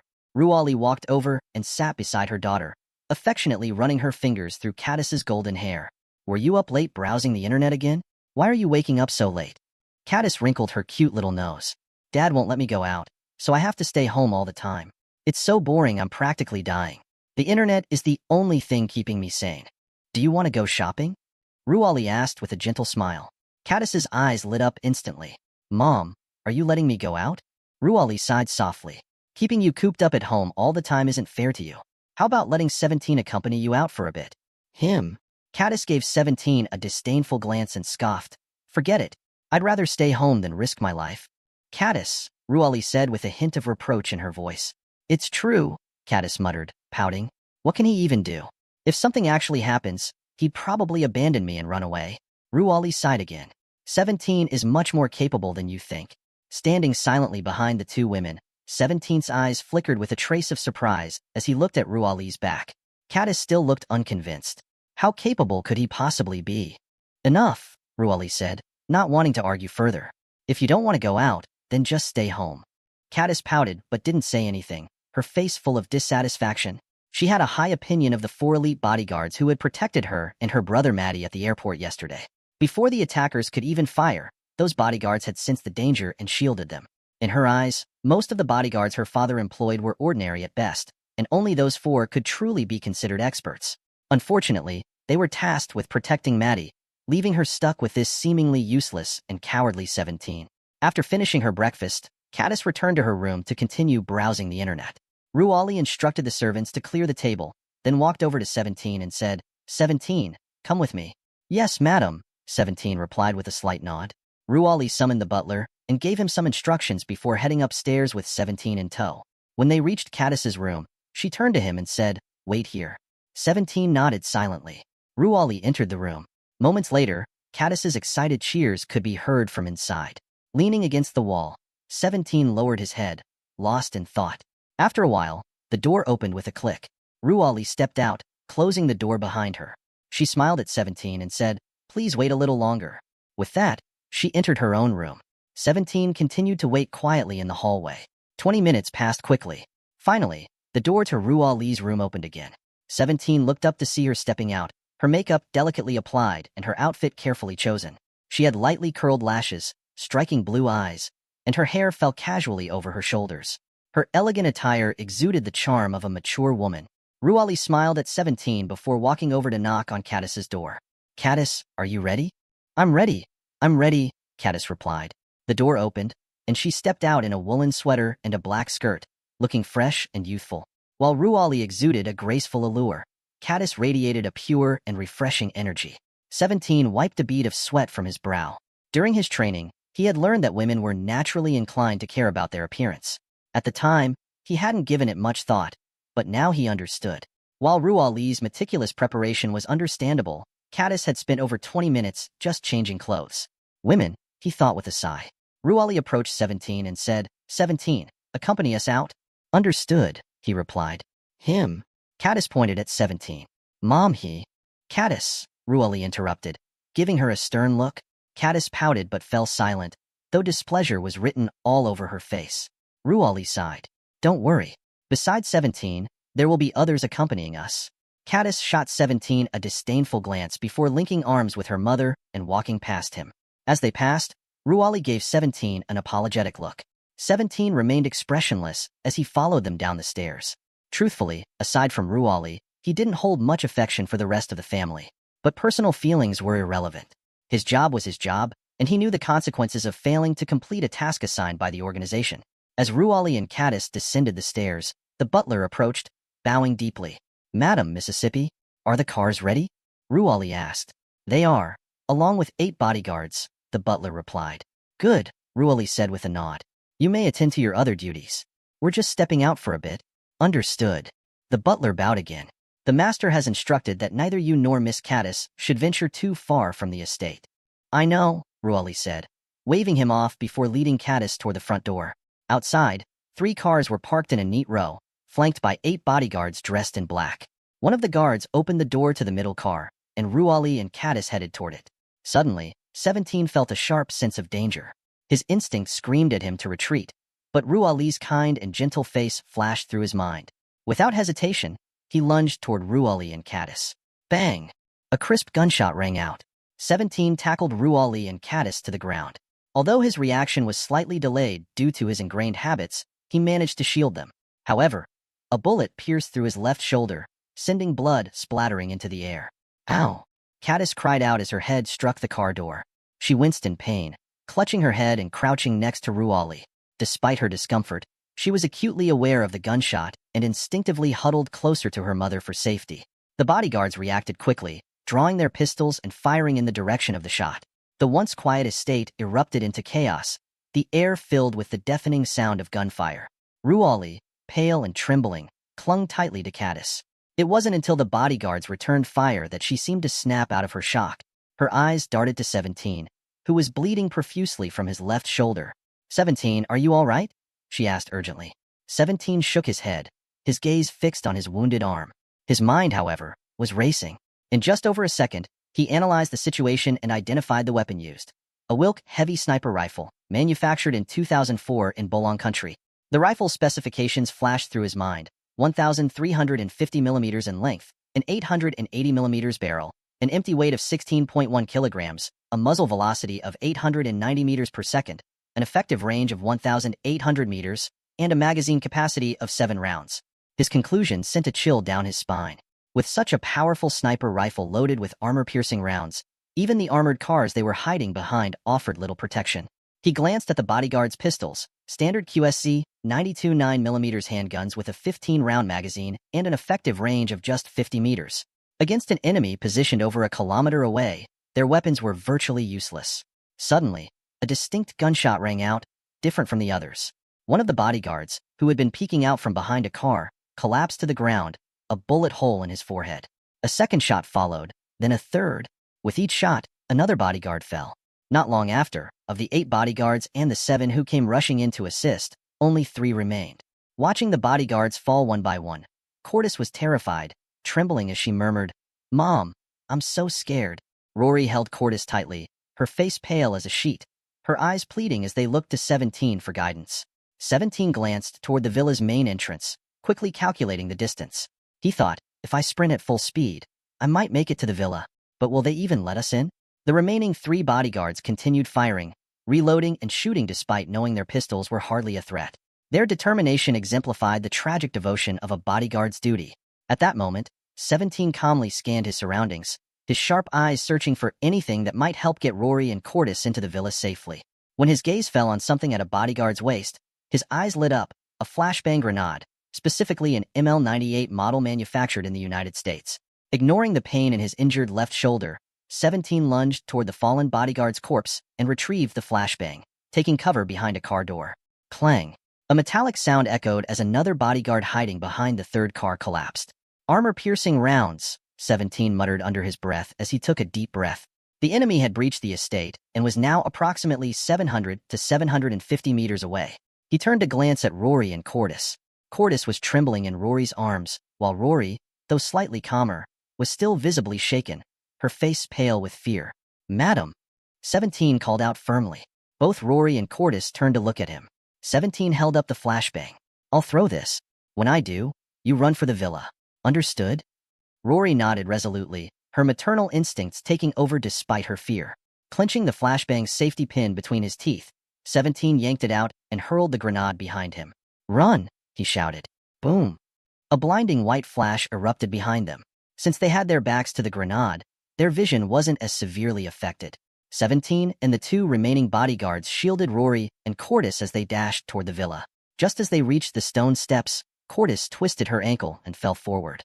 17 reacted instantly, darting forward to scoop her up and drag her into the villa. The moment they stepped inside, the sound of machine gunfire roared behind them. Bullets rained down like a storm, and one of the bodyguards was caught in the deadly barrage, his body riddled with over a dozen bullet holes. Inside the villa, the servants were nowhere to be seen. The grand hall was eerily empty. 17. What do we do now?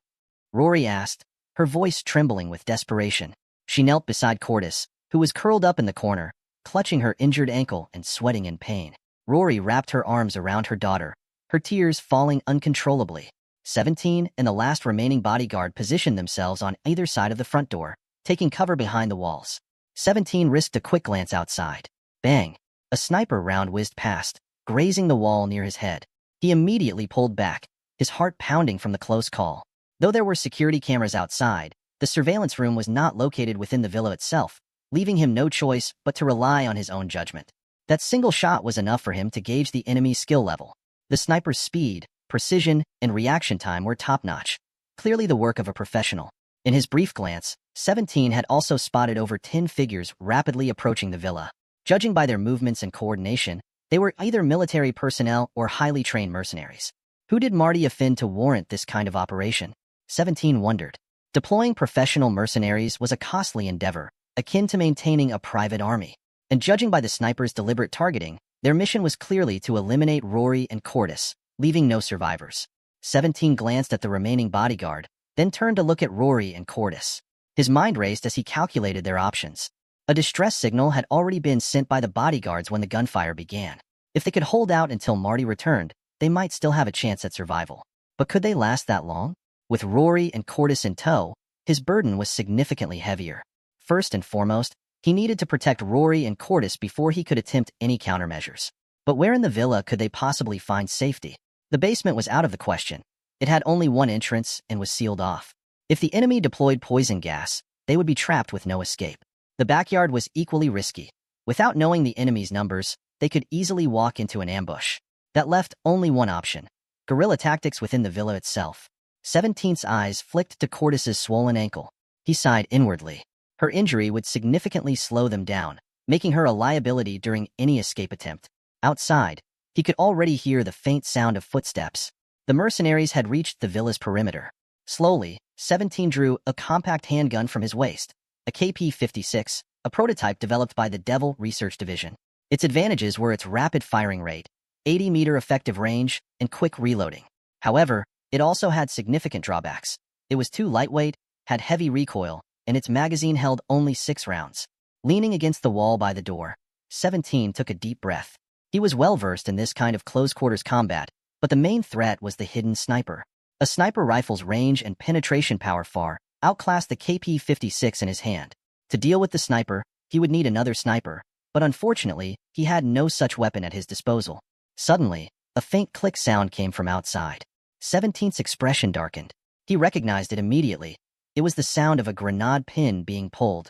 Everyone was inside the villa. If the enemy managed to toss the grenade in, they were all dead. But what could he do? With a sniper covering them, his silhouette would be an instant target the moment he stepped into view. These thoughts flashed through his mind in an instant. 17 knew he had no time to hesitate. Gritting his teeth against the pain in his left shoulder, he shrugged off his jacket. In one swift motion, he flung the jacket out the door. Bang! A sniper round tore through the fabric, followed by a barrage of machine gun fire, shredding the jacket to ribbons. Using the jacket as a decoy, 17 dove forward. As he slid across the floor, he caught sight of the olive-green grenade rolling toward him. Without hesitation, he raised his handgun and fired a single round, not even taking the time to aim properly. In the blink of an eye, the bullet struck the grenade. Boom! A deafening explosion erupted outside the villa. The 2 heavy wooden doors were blown apart, shards of wood and fragments of stone scattering into the hall. 17 sprang to his feet, taking advantage of the smoke and debris to dash back to Rory and Cordis. He scooped Cordis into his right arm while grabbing Rory's wrist with his injured left hand. "Move!" he barked. The remaining bodyguard snapped out of his daze, casting 17 a complex look. Without saying a word, he quickly followed, covering their retreat. Behind them, the mercenaries outside fell silent, save for a few muffled groans. 17 couldn't help but feel a deep respect for their discipline. Even with shrapnel injuries from the grenade, they endured the pain without making a sound, a testament to their rigorous training. It was also a grim reminder of how formidable these enemies were. With Cordis in his arm and Rory stumbling behind him, 17 led the group down a corridor, the bodyguard providing covering fire. Rory's legs trembled with fatigue, but she managed to stay upright, allowing 17 to pull her along despite the pain in his injured shoulder. The four of them, 3 running ahead and 1 providing cover, rushed toward the basement door. Behind them, the relentless staccato of machine gunfire echoed, a chilling reminder of the dangers closing in. The door beside them led to a game room, Caddis's game room, to be precise, where several large arcade machines were neatly arranged. 17 ushered Caddis and Rolly behind one of the racing game machines and whispered firmly, "Stay here and don't run around." With that, he turned to leave. But just as he was about to step away, Caddis suddenly grabbed his hand tightly and pleaded, "Don't go." Her hand, damp and ice-cold, trembled slightly. Whether it was from fear or the pain in her ankle, 17 wasn't sure. He glanced back at her and said softly, "I'm not leaving. I'll draw them away. You two just stay here, and I'll come back for you soon." Caddis, however, clung to his hand, refusing to let go. Rolly wrapped her arms around Caddis, gently coaxing her. "Caddis, be good. Mommy's here with you. Let 17 do what he needs to do." Under Rolly's comforting words, Caddis finally loosened her grip, albeit reluctantly.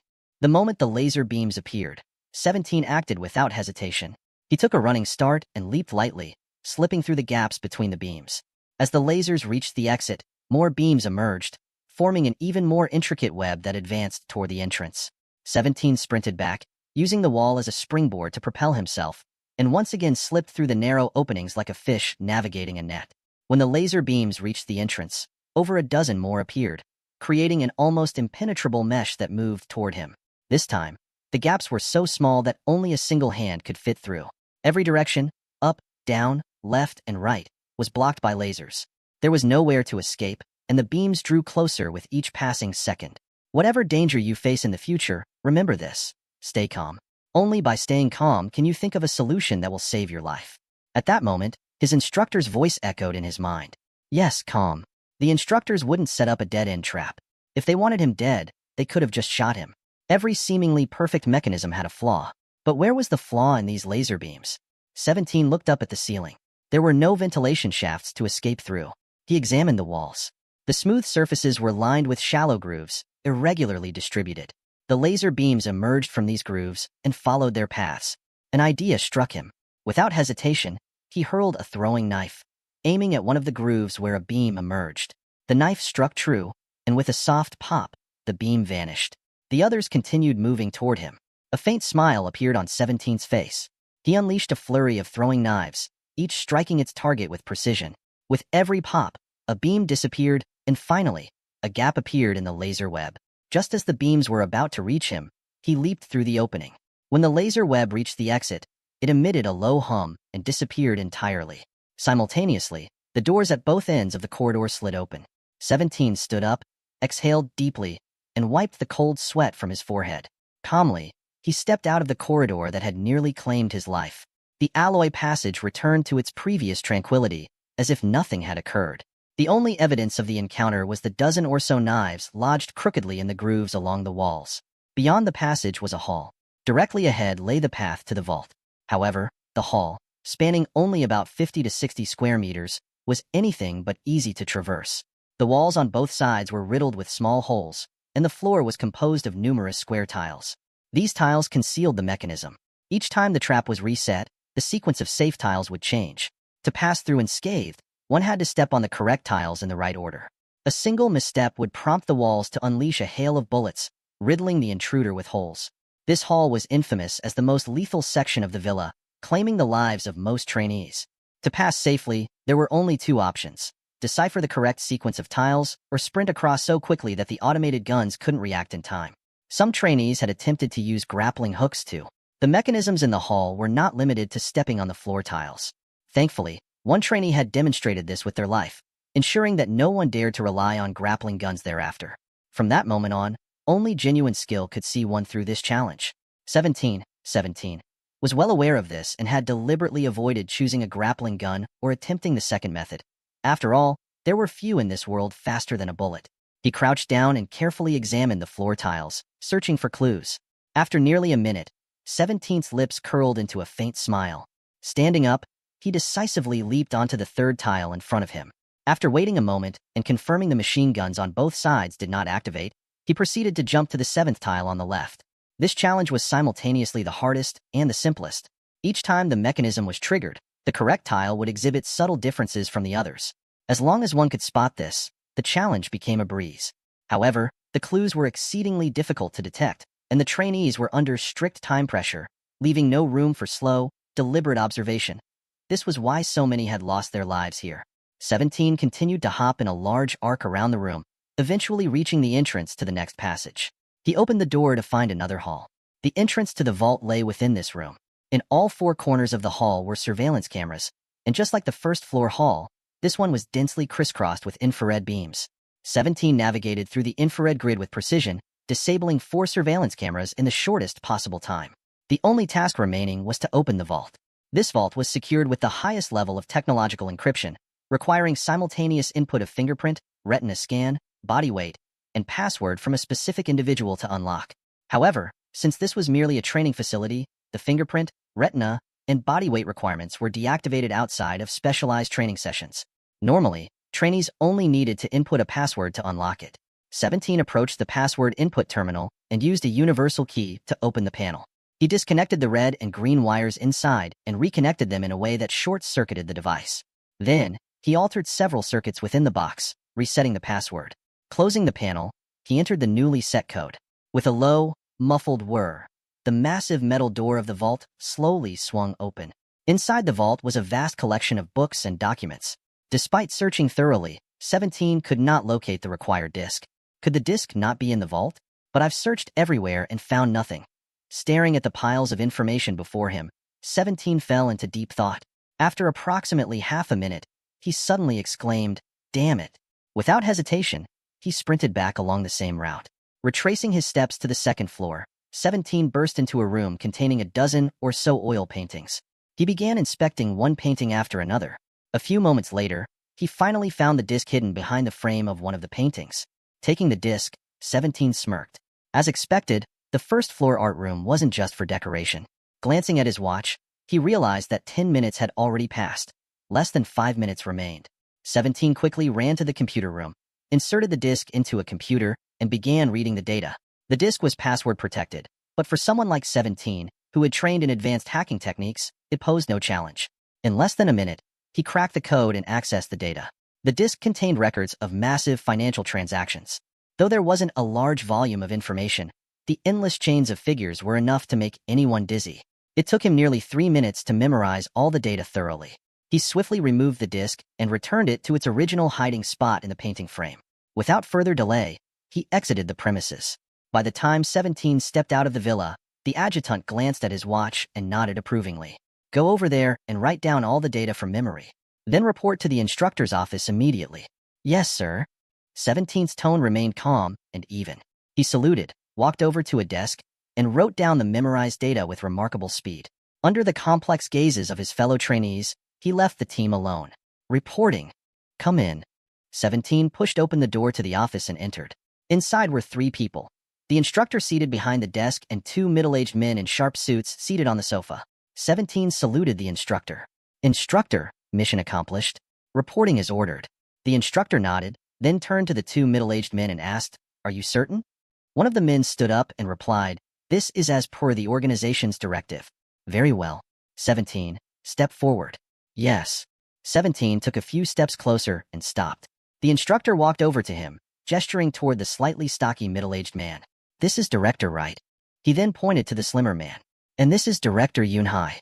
17 saluted both men. The instructor continued, "These 2 directors have been sent by the organization to take you with them." 17 hesitated for a brief moment, but said nothing. Returning to his desk, the instructor lit a cigarette. "The organization has a mission that specifically requires you. Don't ask questions for now. The directors will explain on the way. There's no need to pack. Everything you'll need has been prepared. Go with them." "Yes, sir." 17 maintained his impassive expression. Wright and Yunhai stood, saluted the instructor, and turned to leave. 17 silently followed them out.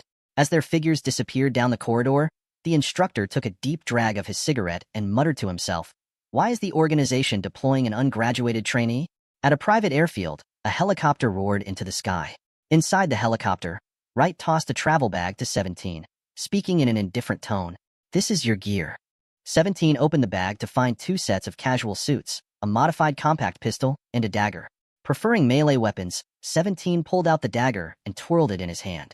Though ordinary, it was much better than the ones used in the training camp. After inspecting it for a moment, he returned the dagger to the bag and asked, "Director, what's the mission?" Yunhai handed over a file.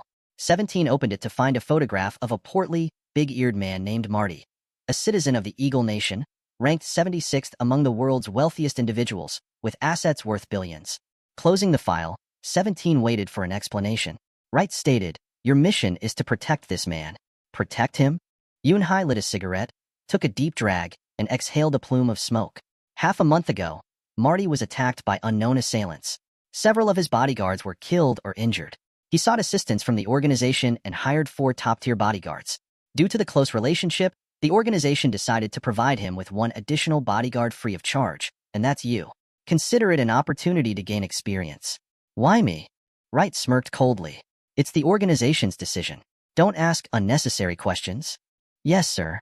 Should I change into the suit now?" Yunhai nodded. "Change here. Someone will meet us when we arrive." "Understood."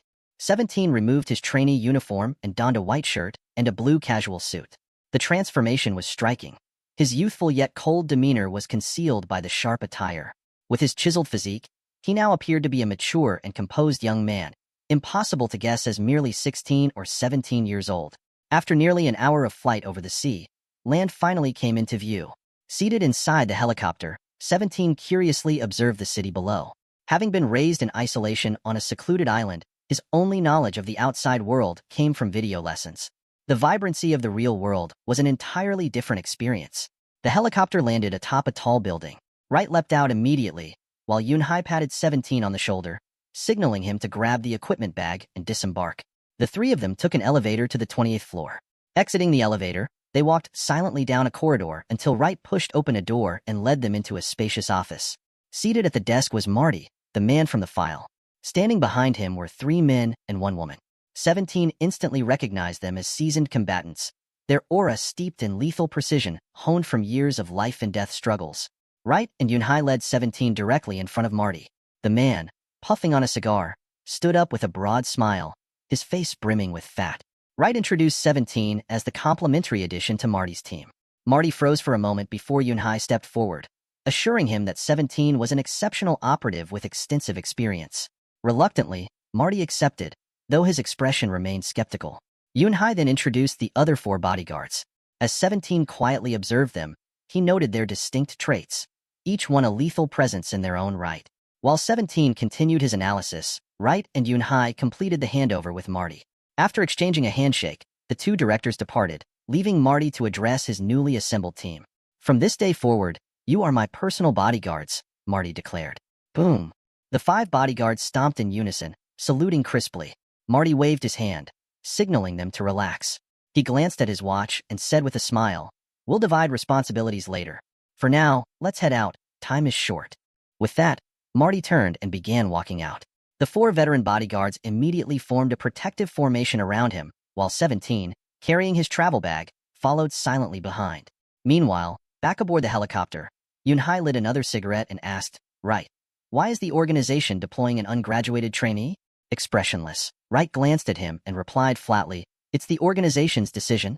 Don't ask unnecessary questions." Yunhai nodded, exhaling a cloud of smoke as he gazed through the glass at the distant skyscrapers. Airport ambush.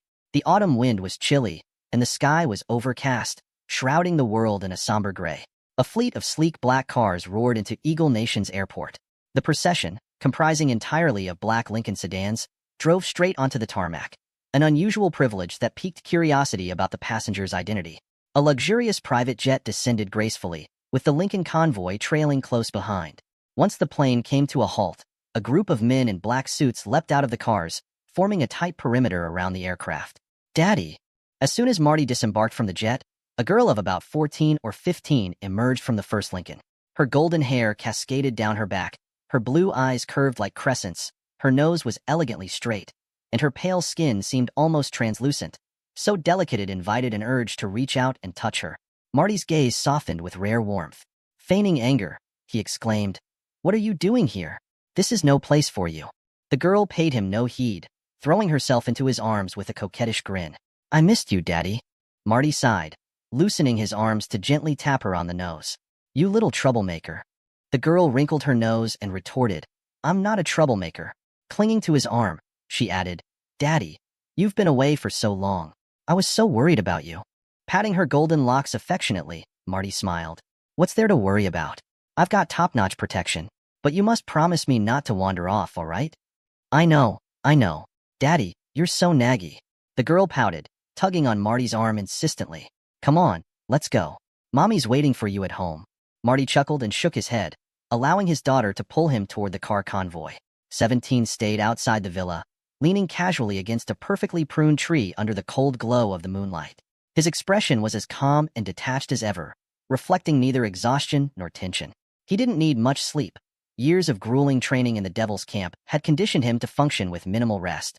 Sleep, like emotions, was a luxury he had long since discarded. The faint rustling of leaves and the occasional chirping of crickets were the only sounds in the vast, heavily monitored estate. 17's sharp eyes scanned the surrounding area, his gaze lingering on the strategically placed surveillance cameras that dotted the property like stars in the night sky. Their overlapping fields of vision ensured there wasn't a single blind spot.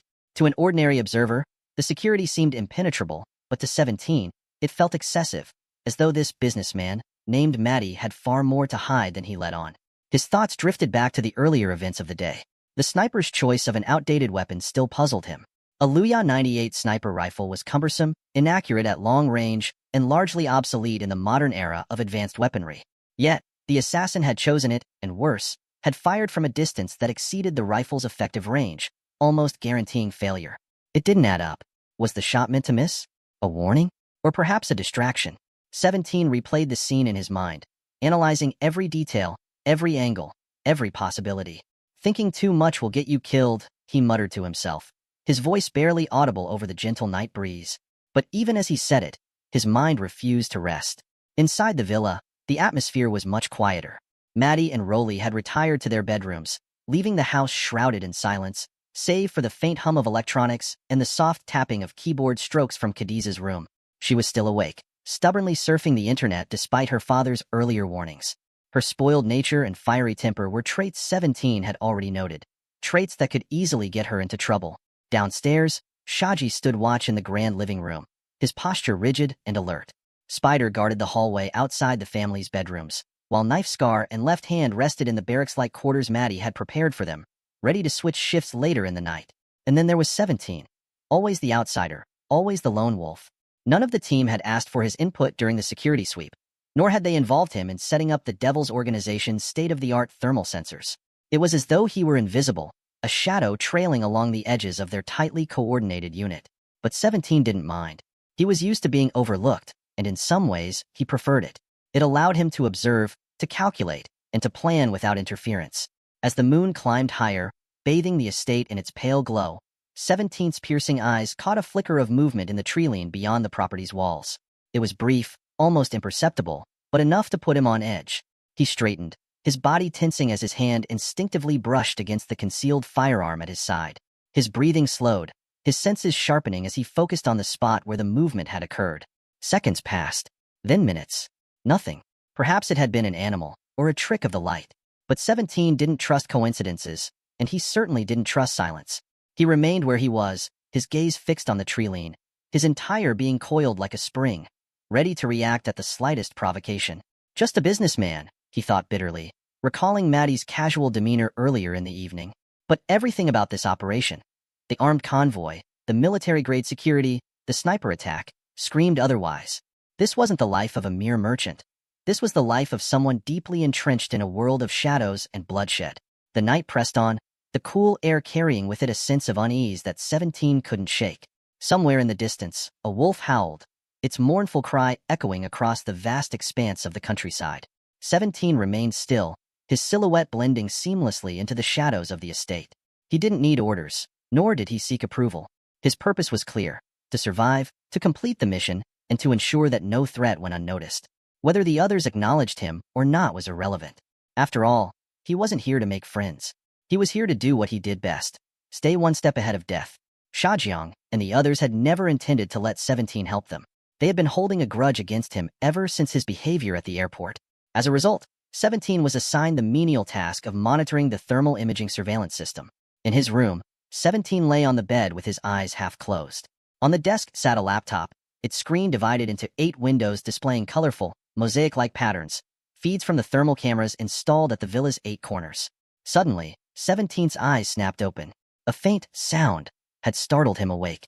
His training at the Devil's Boot Camp had ingrained habits in him that made him wary of sleeping too deeply. In that brutal environment, it wasn't uncommon for someone to be stabbed in the middle of the night by a doormate. The constant vigilance drilled into him made it impossible for him to ignore even the slightest noise in the dead of night. And just now, he had detected a sound so subtle it was almost imperceptible. It seemed to come from directly beneath him. The Matty family was asleep upstairs on the 2nd floor. Among the 5 of them, only Spider, assigned to close protection, shared the 2nd floor with them. The rest, including 17, Shajiang, and the others, were housed on the 1st floor. But with their rooms on the ground level, why would there be a noise coming from below? 17 thought for a moment before leaping off the bed. Grabbing the laptop, he opened the door and stepped out. Shajiang was sitting on the sofa in the 1st floor living room, puffing on a cigarette. The moment 17 opened his door, Shajiang noticed. Glancing at him sideways, he exhaled a stream of smoke and asked gruffly, "What's the matter?" 17 crossed the room and sat down opposite him. "Is there a basement here?" he asked. "There is." "Why?" "I just heard a noise coming from the basement." "A noise?" Shajiang sneered. "You must have misheard. If there were a noise, don't you think I'd be the first to know?" "But..." Shajiang waved a hand dismissively, his tone impatient. "Quit worrying about it and get back to your job." 17 hesitated for a moment, then placed the laptop on the coffee table. "Then keep an eye on this for me. I'm going to check it out." Shajiang glanced at him, neither agreeing nor objecting. 17 stood and began exploring the villa. This was his first time getting a comprehensive look at the layout. Earlier, when Shajiang and the others had been surveying and mapping out the general floor plan, he hadn't been included. Later, he had been busy shadowing Matty, leaving him with no chance to assess his surroundings, until now.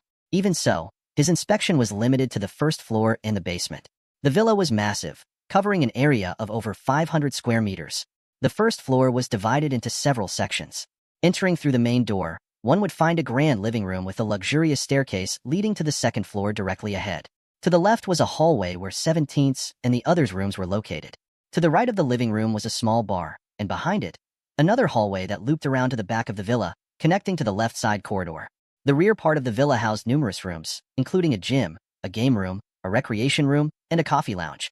There was also an enormous indoor swimming pool, separated from the outside by a wall of glass. Through the glass, one could see the outdoor swimming pool in the yard, and not far from it, a glass greenhouse filled with rare plants and flowers. None of this interested 17. After checking every room on the 1st floor, he found himself standing before a door tucked into the farthest corner of the house. Opening it revealed a dimly lit passageway with a staircase descending into the darkness. The blackness yawned like a gaping maw, ready to swallow anyone who ventured in. 17, however, was unafraid. For someone who had spent years teetering on the edge of life and death, there was little left in this world that could inspire fear. He felt along the wall until his fingers found a switch. With a click, the dark corridor was instantly illuminated. The basement was not very deep, descending only about 3 meters. 17 carefully examined his surroundings and realized it was being used as a storage area and living quarters for the servants. Chuckling at himself, he thought it wasn't unreasonable to hear some noise in a place where people lived. Shaking his head, he turned to leave. But as he reached the stairs, a sudden thought struck him, and he spun around at once. Walking to the farthest wall of the basement, 17 placed his hands on it, frowning. He had calculated that the basement covered roughly 200 square meters. Given the